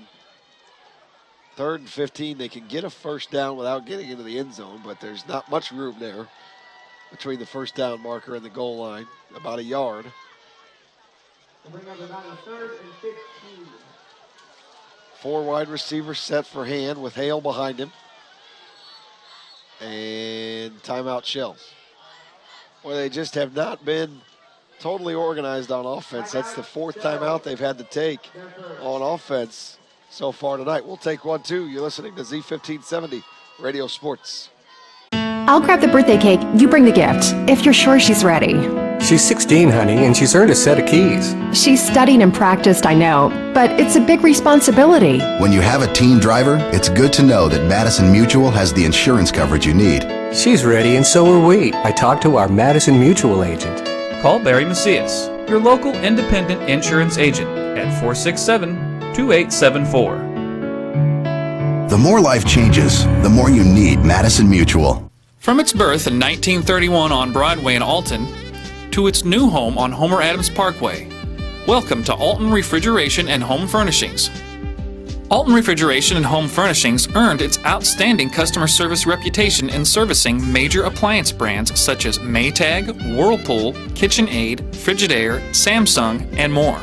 When you think about it, Alton Refrigeration is about providing you with years of comfortable living with worry-free brand name products. John Cleveland, Nick Dar back with you and Roxana. 6:53 left to go, third quarter. Shells leading the Oilers already 12-8 here in the game, and facing a 3rd and 15, threatening to put more points on the board. 3rd and 15 from the Oiler 15. And they need 1 yard. They can get 1 yard between the first down marker and the goal line. So really it's 3rd and 15 from the 16, just outside the 15-yard line. And here's the thing about the Shells this game is they've gotten themselves in a couple of these situations where it's been 3rd and 4th and long just outside the end zone. Hand in the air to Briggs. It's incomplete. Just a little early. The ball was a smidge early. Briggs broke open, but the ball was behind him. Boy, that's a touchdown right there. Absolutely, and Briggs had a one-on-one there and already had the inside move on the guy. The ball came behind him, and here's another one of those plays where it's 4th and long, not when you're outside the 10-yard line to the end zone. Well, the Shells have had some success throwing the ball, and Briggs is looking like another one-on-one situation with Engler on the outside. Engler giving him plenty of cushion.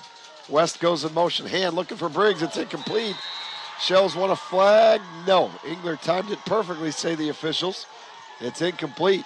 And after a nice drive to open the game, or open the half rather, the Shells turn it over on downs at the Oiler 15. Well, pretty good play there by Engler. Good coverage as the Shells more or less ran the same play as they did on the down before.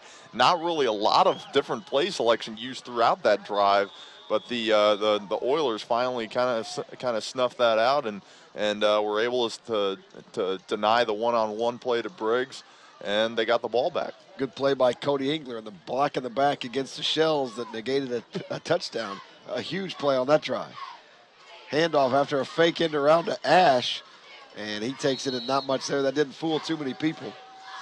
Well, it took a lot of time to develop in the first place, and that was really a killer there. As the Shell defense ready to swarm on Tyler Ash. Well, one of the skills that Ragusa has shown throughout the year has been the ability to run for big yards. He's had a couple 100-yard rushing games so far this season, and we have not seen that so far tonight. It's been mostly 3 yards in a cloud of dust for the Oilers for the most part has been the game plan. Yeah, for Ragusa so far, we've only seen him run about 3 times. One was a quarterback sneak and a couple times right before the 12-yard touchdown that he had. Engler goes in motion. They give it to Gibbs. He cuts it back to the right side looking for room. Not much there again. And a short gain on the play will bring up 3rd and long. Well, good containment right there by the Shells as it looked like that was number 10, Austin Todd, did a good job for the Shells coming in and making that play, not allowing them to get outside. We've got an injured Oiler down on the field. It's Isaac Morkel. They'll tend to him, and while they do, we'll take a timeout. You're listening to Z1570. At American Family Insurance, we put together a pretty special policy for the Gordon family. It's called the Dad's starting a new business in our garage. Jesse wants to go to an Ivy League school. Mom crashed her computer, literally. And Jennifer just passed her driving test, policy. American Family works with you to choose from over 375 products and features to create your custom family protection. Is your coverage as unique as your family? Low-hanging branches? Loose limbs? Storm damage? Don't risk climbing up that shaky ladder. Let Alton Tree Service do it for you. Fully insured with over 11 years of experience, protecting your home and family is what we do best. From trimming to complete removal, there is no tree we can't handle. Contact Alton Tree Service today for a free, no-obligation estimate at 618-977-1413. 16 trying to keep their first drive of the half alive here. Trailing 12-8, 5:45 to go in the third quarter after a long opening drive of the half by the Shells. Ragusa turns, fakes, now rolls to his right, wants to run. He's got some room. He's got a first down and more. Outside the 30 goes Ragusa. Now a late flag comes in. Will tack 15 on, you would think.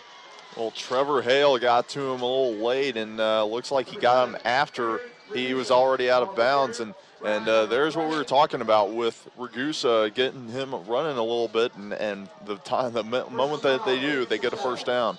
Boy, this could be another 15-yarder against the Shells. Could be their fourth of the night.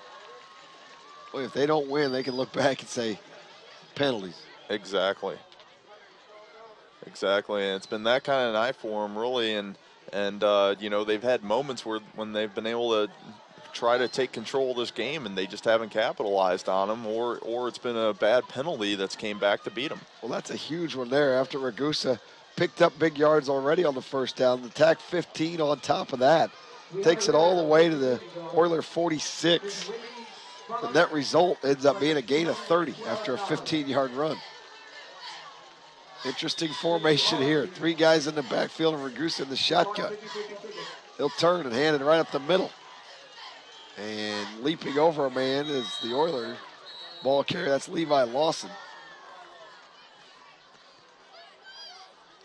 And there, as you mentioned, interesting formation. Something I think that's the first time we've seen that from the Oilers tonight, as lining up in the shotgun, and Lawson gave it, or Ragusa rather, gave it to the only guy that was right beside him was Lawson, and trying to jump through that defense, and was able to pick up a couple.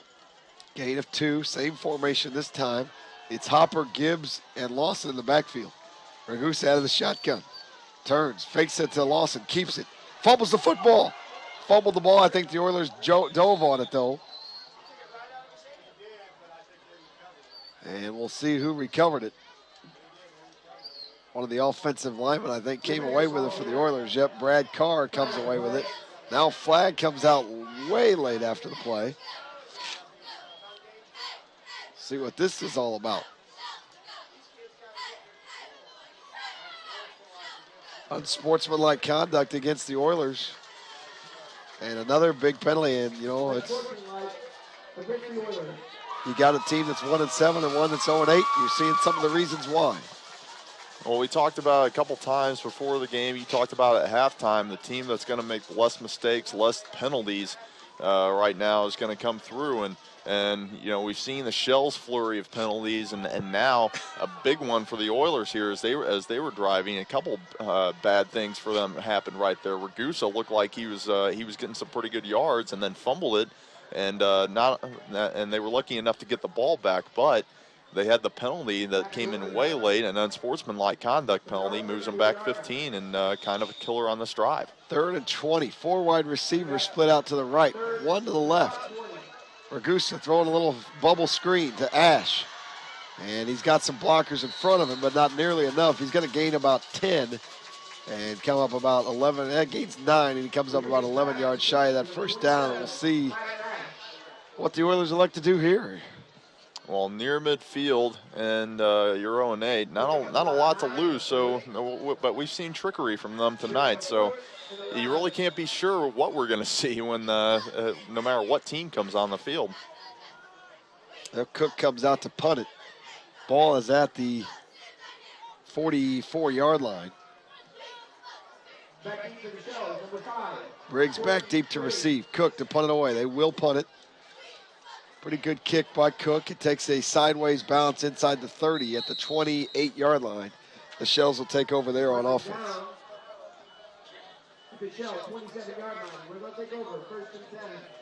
A decent punt from Cook. And the Oiler defense now needs to come up with a big stop. The Shell offense would love to have another drive like they put together at the beginning of this half to start the half. Long time-consuming drive, and even though they didn't get points out of it, still a good drive in the fact that it kept the Oiler defense on the field for a long time and kept the ball out of the hands of the Oiler offense. Well, but we've seen both these teams been able to move the ball, but it seems that who's going to come up with a drive without the mistakes of a penalties? Briggs in motion, gets the handoff, eludes the tackle, got some running in 40 midfield. Oiler territory, one man to beat. It's Gibbs, cuts it back to the other side. He may go 15, 10, 5, touchdown, Shells. No flags on the play. Well, Jordan Briggs and his elusiveness, all it took was for him to get to the outside, and he's going to beat any guy one-on-one that's in between him and the end zone. Made the cutback move, and he was into the end zone without a question. 73-yard touchdown run for Briggs, an electrifying run. And he's been that X factor for the Shells all game, making plays, and there it was once again. What a run by Briggs, just a simple end around, and he takes it to the house.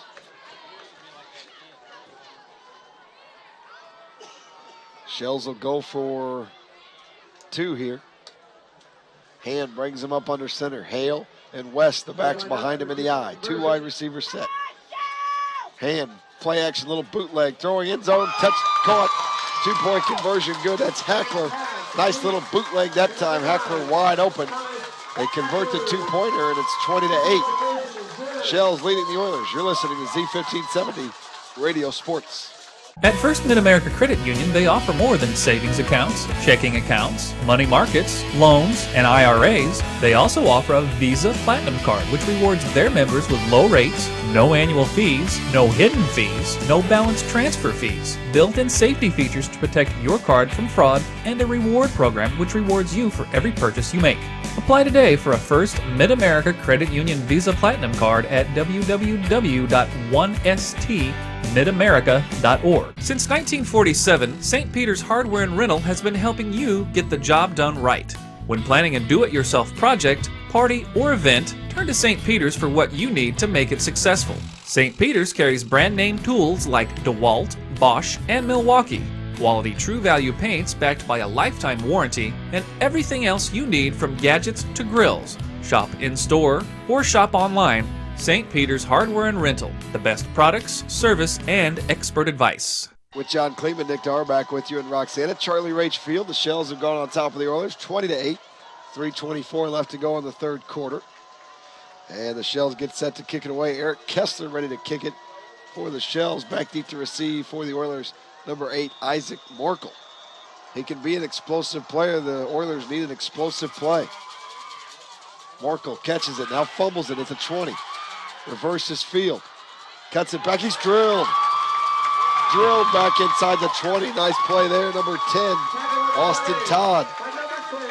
Well, Austin Todd was all over that. Good special teams coverage by the Shells right there.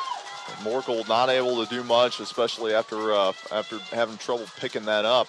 And not great field position for the Oilers. And going to be tough for them to come back from this 2-touchdown deficit. Really is. They have their lone touchdown drive was a long, grinded out, 98-yard, 3 yards at a time type of drive, and now they're down 2 scores. Ragusa up the middle.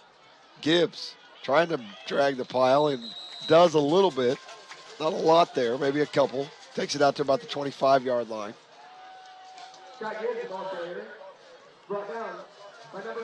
The Oilers trying to have some of that magic they had on that 99-yard drive. There's Gibbs once again getting some yards up the middle. So some positive yards, but you're looking for a little bit more now, down 2 scores. I think the hardest thing here is to remain patient. There's still 2:43 left to go in the third quarter, and you get a score here anyway, a touchdown, and you're right back in it. Pitch to Morkel on the end around, looking for running room, now tiptoeing, now trying to turn the corner. Right out of bounds, and a late hit by Gibbs, but no flag. He just carried the block out a little bit too long, and that is just not a smart play, and he was very fortunate to not have a penalty that time. Well, the clear play that we saw there was Gibbs after that play pushing down I believe it was either Todd or Quaid, and right there, yeah, you said it, it's not smart whatsoever. We talked about how it's going to be the team that makes the less mistakes, and right now it would be a tough time to have another penalty hit you. Well, it's a huge conversion here. 3rd and 6 for the Oilers. And they'll turn and fake the end around. Ragusa being chased in trouble, rolling out to his right. Pulls it down, cuts it back to keep it, and spinning and well shy of the first down, though. And it's going to bring up 4th down for the Oilers. And you really have to punt it, you think. But, boy, certainly concerns you the way your defense has played this half. They have not played well. A long drive given up. They stiffened at the end, and then a pretty easy end around to Briggs for 73 yards, and now they're going to punt it back to him. Well, a lot of yards given up by that Oiler defense so far in this second half after having a couple good shots at Roxana in the first half. But you said it, is the Oilers, you don't want to send your defense back out there as bad as they've looked right now, but you really have no choice at this point. There's still plenty of time left. And you can still, if you can come up with one stop and maybe get the ball back, get a score, put some pressure on the Shells. 2:10 to go in the 3rd quarter. Pretty good punt by Cook. It takes an Oiler bounce and bounces inside the 40 to the 37, and the Shells will start there on offense. Leading 20-8. 4 wide receivers set. Briggs in motion, no surprise. They give it to him right side again. Looking for running room, cuts it back, and picks up a couple. Kyle Kirby on the tackle that time. Check that, Austin Beecham on the tackle. Well, it looked like they almost had him stop in the backfield or for possibly no gain, but he made a little move at the end and was able to dive forward for a few yards, and just like that, 2nd and 5. Nice gain by Briggs on 1st down. And the Oiler defense needing a stop here, already trailing 20-8. Hand up under center, Hale behind him. This time it's West in motion. They fake it to him, give it to Hale right up the middle, and another collision. And Levi Harmon, I believe, again there, colliding with Hale, and we've seen a couple nice collisions from those two tonight, and Levi Harmon that time, again, maybe getting the better of that one. Not a small gain on the play for Hale. Well, Hale trying to get those yards up the middle, but it seems like Harmon's been kind of the counter to the Shells' Trevor Hale, as he's been able to stack him up a couple times and get some short. Pretty big 3rd down, 3rd and short coming here for the Shells. Under a minute to go here, 3rd and 2. Big play here. See if the Shells can convert, keep the drive going. Hand up under center. Oilers show blitz, but cannot contain themselves. Then they jump off sides and give them an easy, free 1st down. Ooh. Well, another one of those long snap counts that Hand likes to come with, and gets them an easy 5, picks up the 1st down.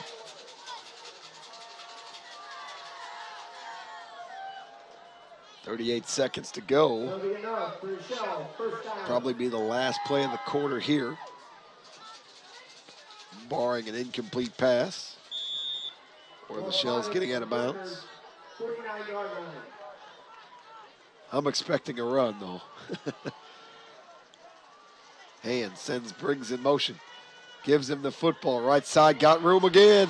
Oh, and a shoestring tackle prevents a touchdown. Cody Engler got him by a shoestring, and otherwise Briggs was gone. Yeah, you said it as Engler coming out of nowhere, coming off the ground basically to make that tackle, and definitely a touchdown saver, as he had everybody beaten. They were going to be chasing him. As soon as they start the clock, the Shells will not have to run another play, I don't believe, in this quarter. They can't just let it tick down, I think, but they are heading up to the line. We're under 10 to go now. And I don't think they're going to need to run another play. They won't. That's the end of the 3rd quarter. Shells lead the Oilers 20-8. You're listening to Z1570 Radio Sports. Compare a well-equipped Lexus ES to a well-equipped Buick LaCrosse. Get inside each. and see what you find. If perfection is what you pursue, this might just change your course. Meet the new class of world class. The 2010 LaCrosse from Buick. May the best car win. Zeiser Kia, the ultimate buying experience. Gas prices are soaring, and so is the cost to own a car. I want to help lower that cost, so I'm here to make you this offer. If your car is financed, stop by Zeiser to see how we can help. If you qualify for financing and we can't lower your cost of ownership, we'll fill up your tank just for stopping by. And with Kia's great warranty and top fuel economy, we could literally save you thousands a year. It's gonna be huge! Visit us in St. Peters, Wood River, or on the web at stlouiskia.com. The last game of the rivalry that's been going on since 1947, and it's now the last quarter of the rivalry. Shells lead at 20-8 here and driving again. Well, no surprise here as the Shells pretty much dominated that third quarter. Were able to get another touchdown to pad their lead. And how about Jordan Briggs in his play? He's been all over the field and especially on the offensive end.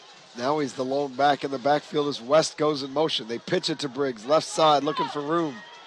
And Scott Gibbs makes a nice tackle there. Gain of about 4 for Briggs. Briggs and Gibbs, I'm getting confused. Doesn't take much. Yeah. Well, with Briggs the way he's been running the ball, I think it's just something special to watch him out there on the field. He's been their go-to guy this year, and even for this team, I mean, he's with the record their way there was, you wouldn't know it the way that you see him run the ball out on the field because he's a player. Gain of 3 at 2nd and 7. He goes in motion. Fake it to him, and they give it to Hale up the middle. Pushes the pile forward. Down to the 30. Close to another first down. He's going to be about a yard shy. Bring up 3rd and short. Oh, 3rd and short here, and you just gave it to Hale. You might just see him get the ball right here again and to try to pick up that first down and just keep that clock moving. Power football for the Shells. Have ran it right down the Oilers' throat here in the second half. Hand up under center. Hale behind him. They'll pitch it to Hale. He's got a first down. Gains about 3 on the play, and it's another first down for the Shells. They just continue to churn out first down after first down. And right now, that ticking clock is the worst enemy against the Wood River Oilers as Roxana just keeps it on the ground, keeps pounding away on the ground. Oilers need a stop or a turnover. They need the ball back desperately.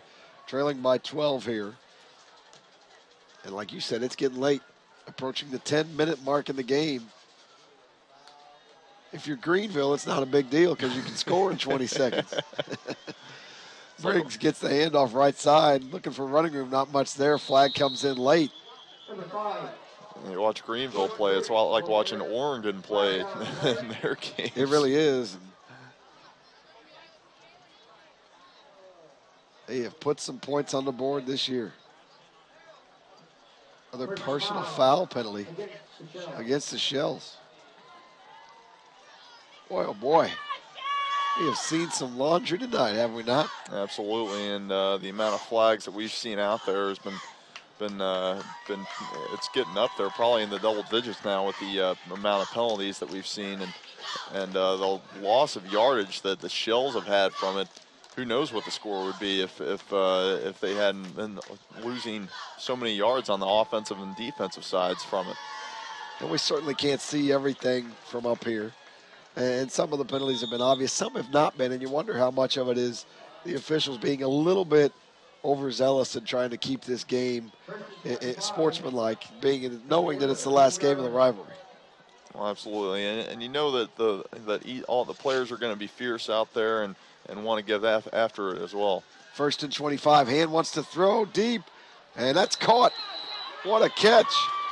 Diving catch by number 20, Zachary Mundy. Zach Mundy on that play, and We haven't seen him a whole lot through the year. He's a small guy at 5'7", but a great catch right there. His hand was looking to go deep, and that's twice that they've been able to beat this Oiler team deep. Official timeout. Calling for a measurement.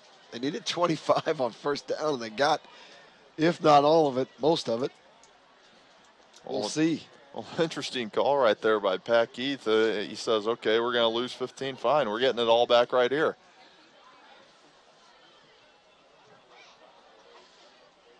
Probably about a foot short of the first down. Bring up 2nd and 1, but boy, more than you could have hoped for after facing 1st and 25, that's for sure. And again, a great catch right there by Mundy. He was all alone in the secondary and able to come out of that with that diving catch. Where the wind completely out of the sails right now on the Oilers sideline, on the Oiler field, in the Oilers stands. And now a timeout taken by the Oilers. With 9:46 left to go, we'll take one too. You're listening to Z1570 Radio Sports. From its birth in 1931 on Broadway in Alton to its new home on Homer Adams Parkway, welcome to Alton Refrigeration and Home Furnishings. Alton Refrigeration and Home Furnishings earned its outstanding customer service reputation in servicing major appliance brands such as Maytag, Whirlpool, KitchenAid, Frigidaire, Samsung, and more. When you think about it, Alton Refrigeration is about providing you with years of comfortable living with worry-free brand name products. Low-hanging branches? Loose limbs? Storm damage? Don't risk climbing up that shaky ladder. Let Alton Tree Service do it for you. Fully insured with over 11 years of experience, protecting your home and family is what we do best. From trimming to complete removal, there is no tree we can't handle. Contact Alton Tree Service today for a free, no-obligation estimate at 618-977-1413. John Kleeman, Nick Darr back with you at Charlie Rach Field in Roxana. Shells leading this game big, 20-8. And facing a 2nd and 1 deep inside Oiler territory in the red zone, looking for more. And the Shells right here, I think on this drive, it's almost as if Pat Keith says, I'm going for the throat. As they get that big penalty, he says, we're going to pass here, and now you just give it to your big guns here and finish this one off. Hand comes up under center on 2nd and 1. Hale behind him, gets the carry. And nice tackle there by Craig Daniels, but I think the second effort is going to get Hale the first down. We'll see. Might need another measurement. He needed a foot, and he got it. Well, Hale's the guy that you give to give the ball in those situations, and sure enough, he saw it there. And here, I think Shells are just looking end zone right now and just thinking, let's not only just keep moving it, let's get in that end zone, get another score, put this game away. Well, Hale in the backfield again. 4 wide receivers set for the Shells. Hand up under center. Sends Briggs in motion. Gives it to him right side, looking for running room. Has some, cuts it back again. And down inside the 5 goes Briggs. Another nice run. Well, there's that weapon. Jordan Briggs once again just making plays all over the field and was able to a couple times switch directions on that play and get inside the 5 for a first down for the Shells, and he's been their guy to go to, and you might see him get the ball again here to get into the end zone. 9 minutes, under 9 to go now as another first down for Briggs. He takes it down to the 2. First and goal from the 2. Briggs in motion. They'll give it to Hale right up the gut. Second effort. He's in. Touchdown. Trevor Hale. He was hit immediately.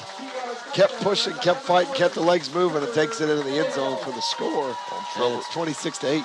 Trevor Hale, never easy to bring down. As you make first contact with him, you better not stop, because he's not going to stop, and he's going to keep going. And that's exactly what he did right there to get into the end zone for the score. Nice half by Hale. He didn't get the ball much, wasn't involved much on the offense in the first half, but he's been crucial in the Shells' Second half drives. Now the Shells will go for 2. Hand wants to throw, rolls to his left. Allen wants to keep it and run. It's going to be brought down by Scott Gibbs. 2-point conversion is no good. And with 8:44 left to go in the ball game, it's Shells 26, Oilers 8. You're listening to Z1570 Radio Sports. Red or black, silver or gold, new or used. At First Mid-America Credit Union, they know options are important to you. That's why they've made relationships with local dealerships where you'll receive all the extras with First Mid-America Credit Union's low rates and financing done on the spot. All you have to do is decide what you want. Your car, our loans, they're made for each other. www.1stmidamerica.org or call 618-258-3168 to speak to a representative. Well, it was a close game at halftime. It's turned into a blowout. It was 12-8 at the half. The Shells, thorough domination of the Oilers in the second half. They lead at 26-8 as they get set to kick it off with 8:44 left to go in the game. Morkel back deep to receive. Kicks it at the 20, now picks it up at the 25 to the 30, looking for room, 35, 30, 40 rather, and takes it out close to the 45-yard line and getting a little chippy out there now, maybe. Well, pretty nice return by Morkel right there as he's their speedster, and he made some moves to get them decent field position. But, you know, you said it earlier, Nick, that this team, it was pretty much as soon as they got done with that 99-yard drive that they had in the first half, you thought that Wood River had all the momentum in the world, but it's been all Shells ever since then. Yeah, you might go back and say really the turning point of the game was the 40-yard touchdown pass at the end of the half for the Shells and allowed them to take the lead in the halftime, and then they've come out and dominated in the second. Screen pass to England. He's drilled, loses the football. Shells have it. Briggs has it again.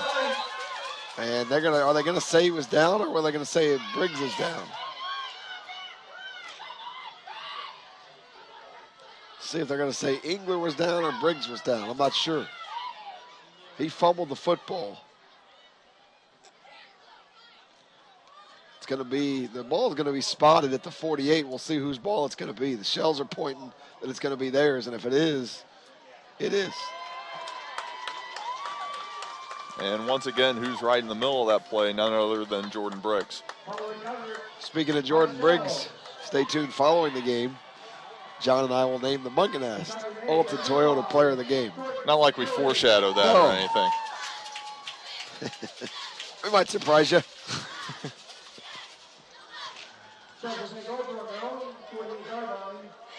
Surprising to me that this game has turned into the route that it has.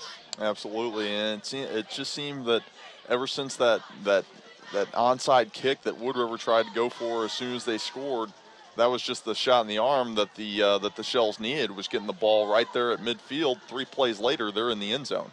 Briggs in motion. They'll give it to him again, right side. He's got some running room, lots of room.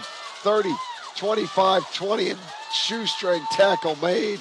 Great effort by Brad Carr, a lineman downfield making that tackle after a huge run again from Briggs. Well, all it takes is for him to get off tackle just like that to the outside, and once again, Jordan Briggs with another just ends of the open field, and I feel like I'm repeating myself really. Well, he's had such a great night, and he's just been dominant. He's been a dominating force in this game is all you can say. He goes in motion again. Gets it again on a reverse this time to West. And not much there. Oilers read that well, and small gain on the play.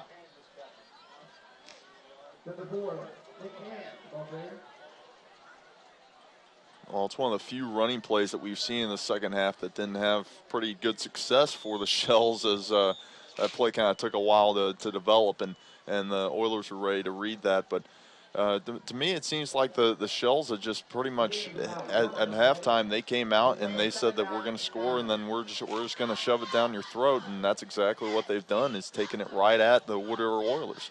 We talk about Briggs, but you got to give a lot of credit to that offensive line as well. They've been dominant in the second half, allowing Briggs to run through huge holes. Up the middle with Briggs this time. not much there. And not only Briggs, but the play of Trevor Hale in the second half, as he had some tough yards. He started all out for him, getting 5-6 yards a carry to start out the half, and then was able to, they were able to mix him with Briggs, and then a few pass plays from Hand, and sure enough, that's really what broke this game open. I was going to say the other guy who's played well is Nicholas Hand, has made just enough plays and thrown the ball really well, managed the game well, has gotten outside the pocket a few times. He's played a nice game tonight as well. Oilers jump on the hard count from Hand. That was just too easy. And that's about the third or fourth time that they've been able to get that, and it's the Oilers they're the ones that have been making the big mistakes here in the second half. Just a lack of focus on that one. 6:28 to go. 3rd down and 3 now for the Shells.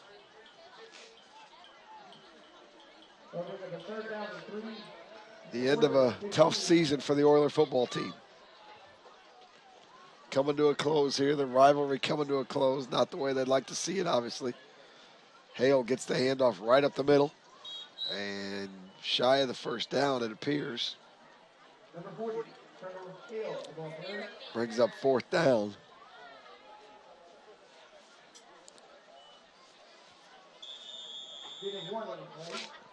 Fourth and 2 as he picked up a yard, and the Shells will go for it here on 4th and 2 at the Oiler 14-yard line.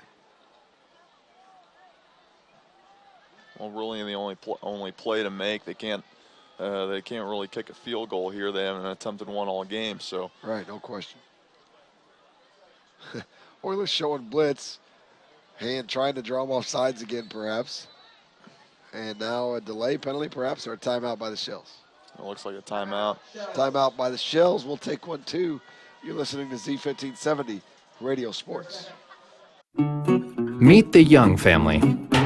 American Family Insurance put together a special policy for them. It's called the I'll Get Married When I'm 40. The game's on at my place.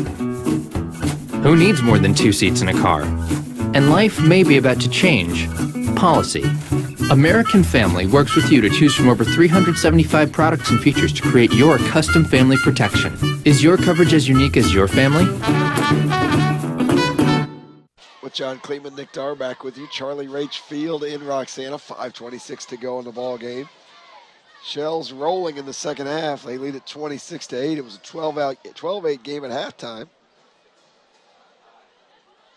But the Shells have been dominant in the second half. And the Oilers have faded like my voice. That was a cheap shot, I'm sorry. I thought your voice held up pretty good. I'll take and wants to throw. End zone man wide open, touchdown. Jacob Quaid. Well, Jacob Quaid, the tight end for the Shells, and he just came off a little drag route there in the corner of the end zone, wide open, nobody around him, and Nick Hand once again making a good throw to him for the touchdown. A 14-yard touchdown pass, and it was on the money, and nobody covered Quaid. Wide open.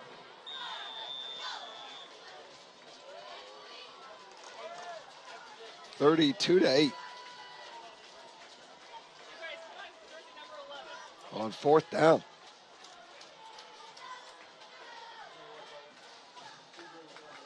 Kind of interesting. We haven't seen the Shells go back to try to kick an extra point after that first extra point miss. And we're coming back on the field for another 2 try.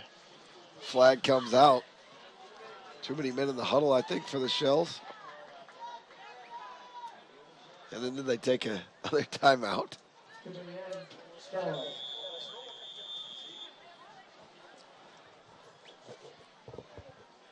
Yep, now they're ready. Go for 2 again.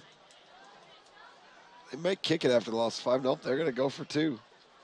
Leading 32-8. And Hand wants to throw again. Corner of the end zone. No good. Incomplete pass intended for Matthew Hartnett. The Shells trying to get everyone involved in their offense now. As that was actually a pretty decent throw. He just couldn't come down with it, and in double coverage there. 5:21 to go. Shells lead the Oilers 32-8. You're listening to Z1570 Radio Sports. Whether you're planning for home improvement projects, family vacations, college tuition, or consolidating credit card debt, use your home for what you need. At First Mid-America Credit Union, they offer home equity loans and lines of credit that can lower your costs. For more information, visit www.1stmidamerica.org or call 618-258-3168 to speak to a First Mid-America Credit Union representative. The Shells, it's squib kick, fielded by Merkel at the 30, and they just goes down on it. And once you go down in high school football, you are down. Isaac Merkel takes a knee, and not takes a knee, but falls on the football, and the Oilers will take over there on offense. Looks like the Shells will finish off this rivalry with 3 straight blowouts, winning in 2009, 39-0, 2010, 35-0, and leading here 32-8.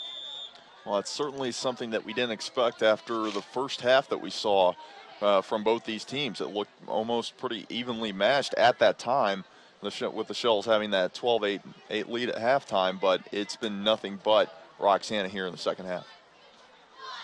Oilers with a 4 wide receiver set to the left, Engler to the right, 5 wide receiver set. They set up a little screen for Ash, and he breaks a tackle, but still fighting for more yards. Great run by Ash, great effort anyway. Takes it up near a first down. Tyler Ash made a few pretty decent plays for Wood River. He's one of those guys that can change direction, change up the speed, and once he gets in the open field, he's pretty tough, and was able to break a few tackles there to get close to a first down. Clock is stopped as the officials discussing something with Travis Williams. Another personal foul against the Oilers. So you make a nice play and then you ruin it by another cheap penalty and give up 15 yards. Well, we said earlier, it comes down to whoever's made least mistakes. And this entire half has been pretty much mistake after mistake for the Wood River Oilers. Up 5:04 to go in the ball game, 32-8. 2nd and 17 it brings up. They picked up 8 on the play, but then you lose 15 and it makes it 2nd and 17. 5 wide receivers set again. Engler by himself over here on the near sideline, being defended, but 4 wide receivers over to the far side. Ragusa throws it to Engler, incomplete. Tried a little slant play, and it was just the timing was off on it. Well, they sent Engler very wide to the right, and you kind of thought that something was going to try to develop out of there, and Ragusa just underthrew him there as really pretty decent coverage by the Shells. Brings up 3rd, and they're gonna. I guess he got the first down, so now it's 2nd and 10 at the 26.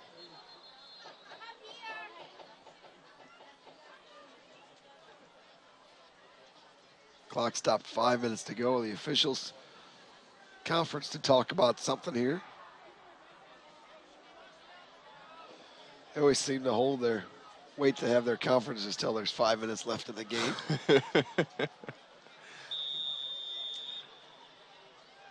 5 wide receivers set again. Shells might have jumped, no flags. Ragusa in trouble and sacked. Brought down inside the 15. And very similar to what we saw very early in the game. We saw pretty good pursuit by the Shells just as we did there. And the Shells just really haven't given Ragusa any time to do anything here in the second half. Big loss on the play, brings up 3rd down for the Oilers. 3rd and 27.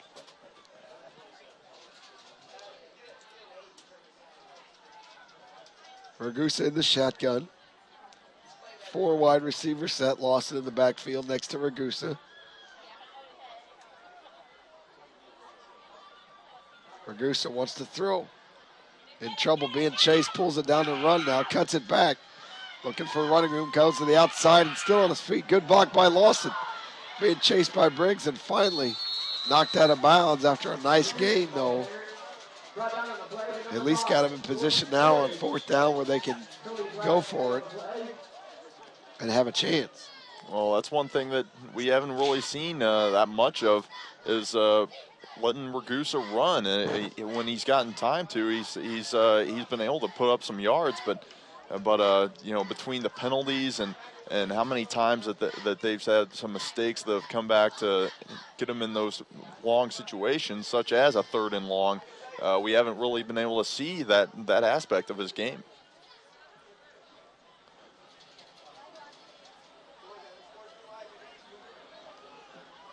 Well, another penalty, another unsportsmanlike contact. Unbelievable. Boy, oh boy. If you're Coach Travis Williams, you might have to start thinking about pulling some starters off the field right now. They cannot control themselves out there. Another unsportsmanlike. I thought you were going to say pulling his hair out. He doesn't have any hair to pull. If he had some, there's a reason he doesn't have any, and you're seeing it right now. So 4th and 27. Cook ready to punt it away. Briggs back deep to receive. And a good kick by Cook. Bounces at the 45, takes an Oiler bounce in the Shell territory at the 49, and the Shells will start there on offense. 3:22 to go in the game, leading 32-8. Been a rough season, a rough night for the Oilers, and just a losing streak's going to extend to 28 games. Well, it's been a long night, and it only has gotten longer, really, with some of the penalties and some of the big plays that the Oilers have given up, and it's really almost kind of just tough to watch if you're a Wood River Oiler fan. The Shells, meanwhile, they'll finish the year on a high note. Finish the season with a record of 2-7. As they start to bring some of their reserves in, and they run the ball up the middle this time. Not much there. Scott Gibbs on the tackle. 15, Nelson Martz, I believe, on the carry that time for the Shells. Oh, check, it was 45. Matt Hargrave.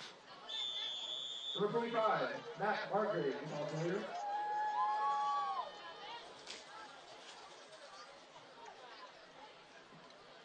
Shells will stay in the SCC next year. Oilers will move to being an independent. Metro East Lutheran on the schedule, DuPo, a lot of Cahokia Conference schools, Freeburg. Hargrave in the backfield takes the toss. Running to his right, looking for room. Flag comes out again. Boy, I think there's been more plays where there have been flags than not. Oh, absolutely. It seems that way anyway, and it's going to be a hold against the Shells, and just some of the penalties this game, they've been very, very uncalled for, or to where they've been not even a part of the play. Some of the seniors starting to come out for the Shells now. 52, Jacob Roberson comes out. 75, Eric Kessler comes out. Great night for them on senior night. What a way to end your football career with a win against your arch rival in the last game of the series. For a while, anyway.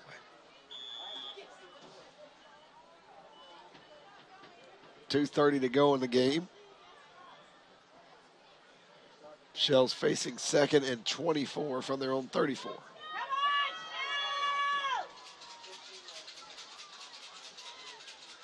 Hand up under center, 2 wide receiver set.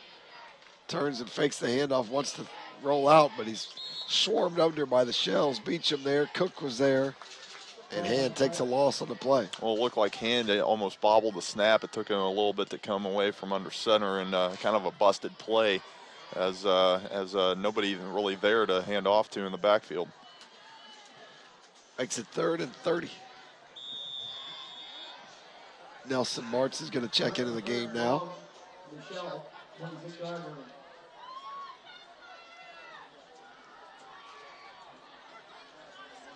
Under 2 to go in the game. 32-8, the Shells lead. 3rd and 30. And just a quarterback sneak up the middle.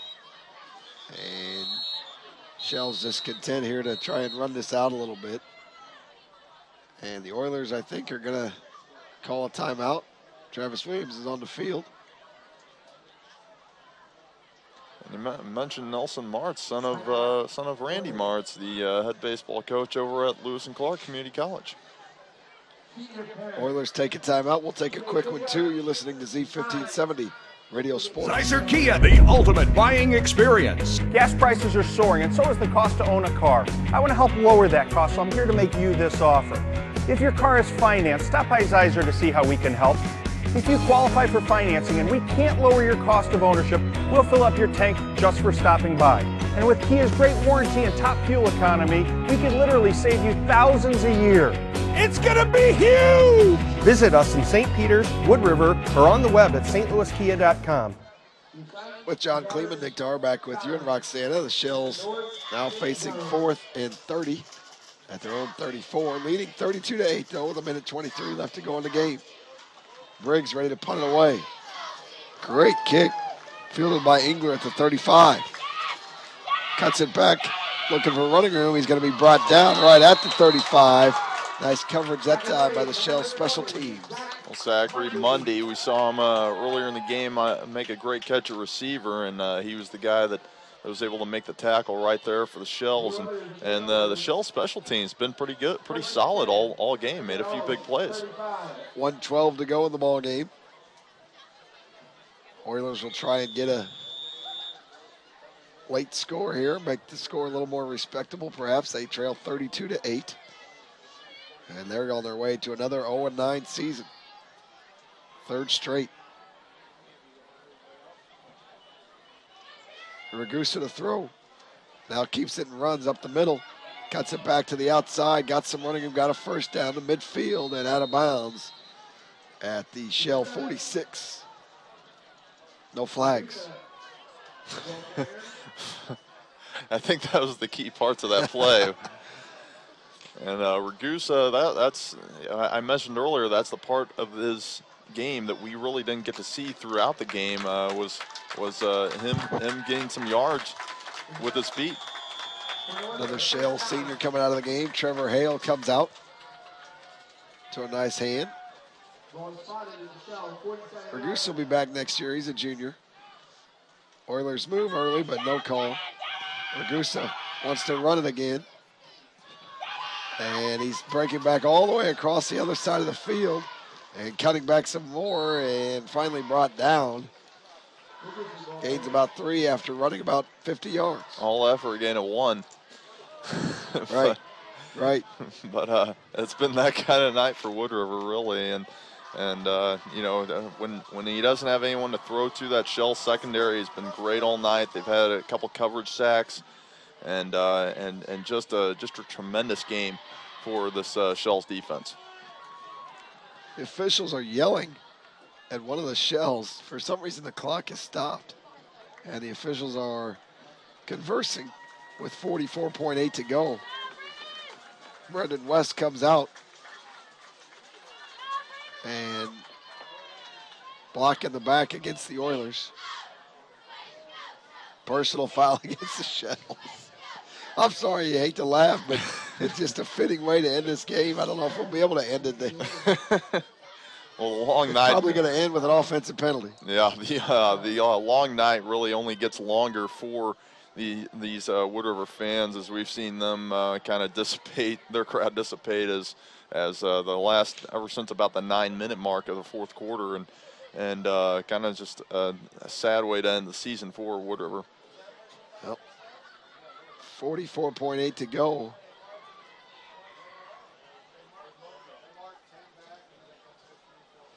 And they mark off 10, and then they mark off 15 against the Shells, and ends up being a net of 5 for the Oilers. And it brings up Third down.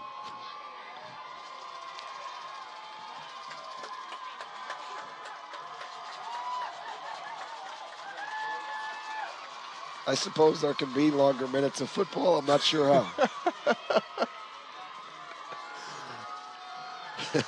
32-8 our score.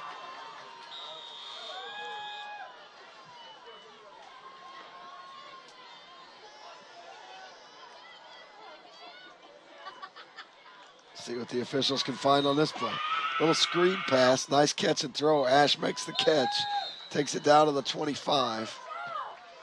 Good game by the Oilers that time. I didn't see anything come out, so I guess that one will stand. They'll stop the clock for the first down, and once they get the ball spotted and the chains moved, it'll start to roll again. One of the few first downs the Oilers have had in this second half. They have not even been on the field much. Ragusa, a little screen pass is dropped. Cody Engler, the intended receiver, and that is dropped, and that'll stop the clock with 24.3 to go and bring up 2nd and 10. And you mentioned it, this Wood River offense not on the field hardly at all the second half. It really just has been complete domination by the Shells. The Shells have been making all the plays on offense and just really took over this game from the start. Ragusa to throw. Hits an open man. Morkel, it's dropped. And that's an incomplete pass. The clock continues to roll down to 10.7. And they'll stop it now.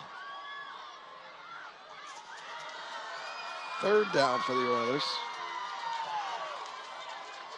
As Pat Keith gets a Gatorade bath. That feels good on a night like tonight. Especially with those khaki shorts he has on, too. Yeah. Ragusa wants to throw. This might be the last play of the game. It's incomplete, just short. And the clock will stop incomplete with 3.5 to go. It'll bring up 4th down.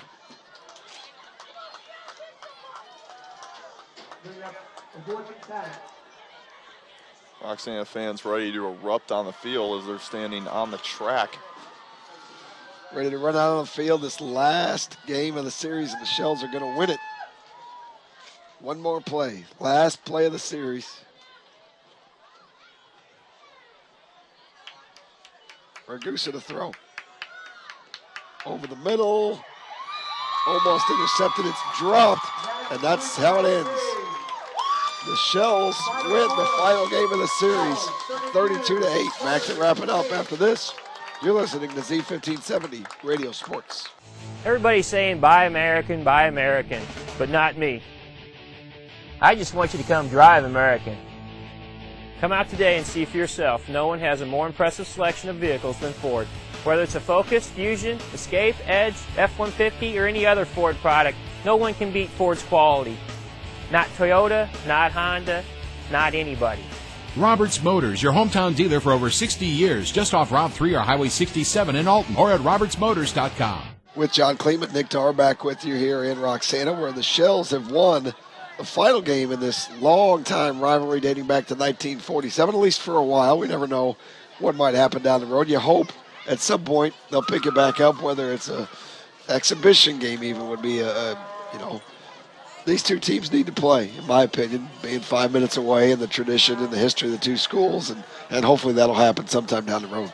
Well, just a historic rivalry between these two schools, and it really is kind of something special to kind of play through almost about 7 decades of a rivalry, and the Shells ended it the way that they wanted to, and complete utter dominance in that second half as they ran away with it, and what a night for Jordan Briggs, both on the defensive side and offensively. And the Shells winning the second half, essentially 20-0. It was 12-8 at halftime, 32-8 the final.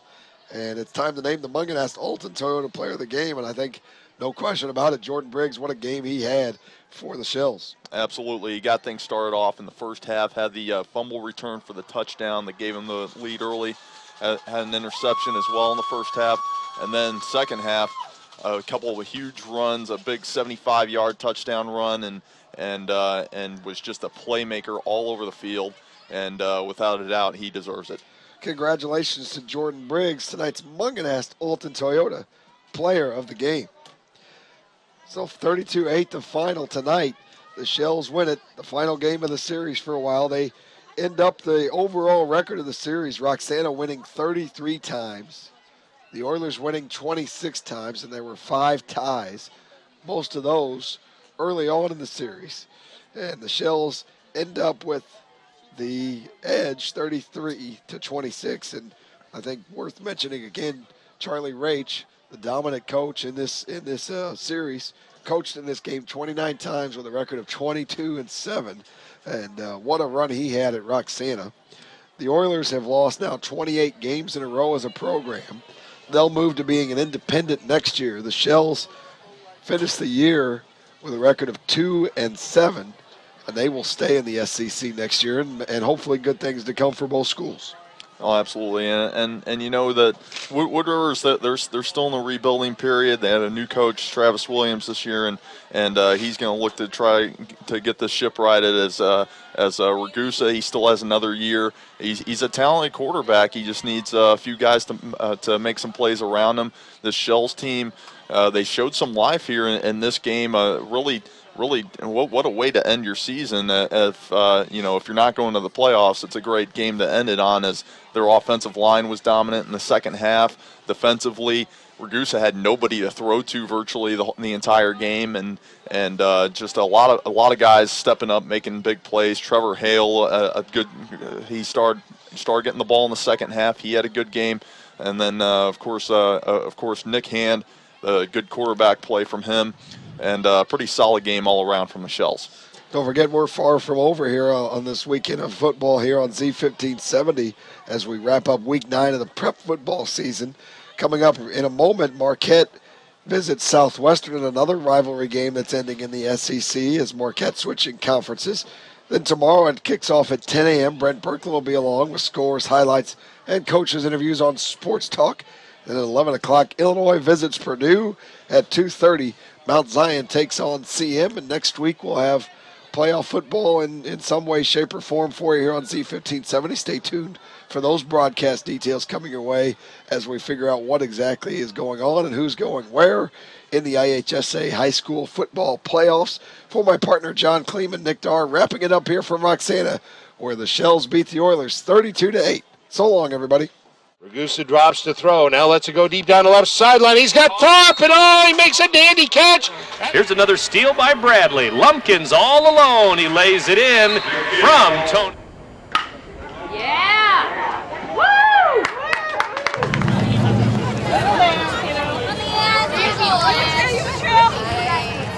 The Oilers center ice. 13 has it. Oh, a shot a little bit wide. Oilers keep it in the zone.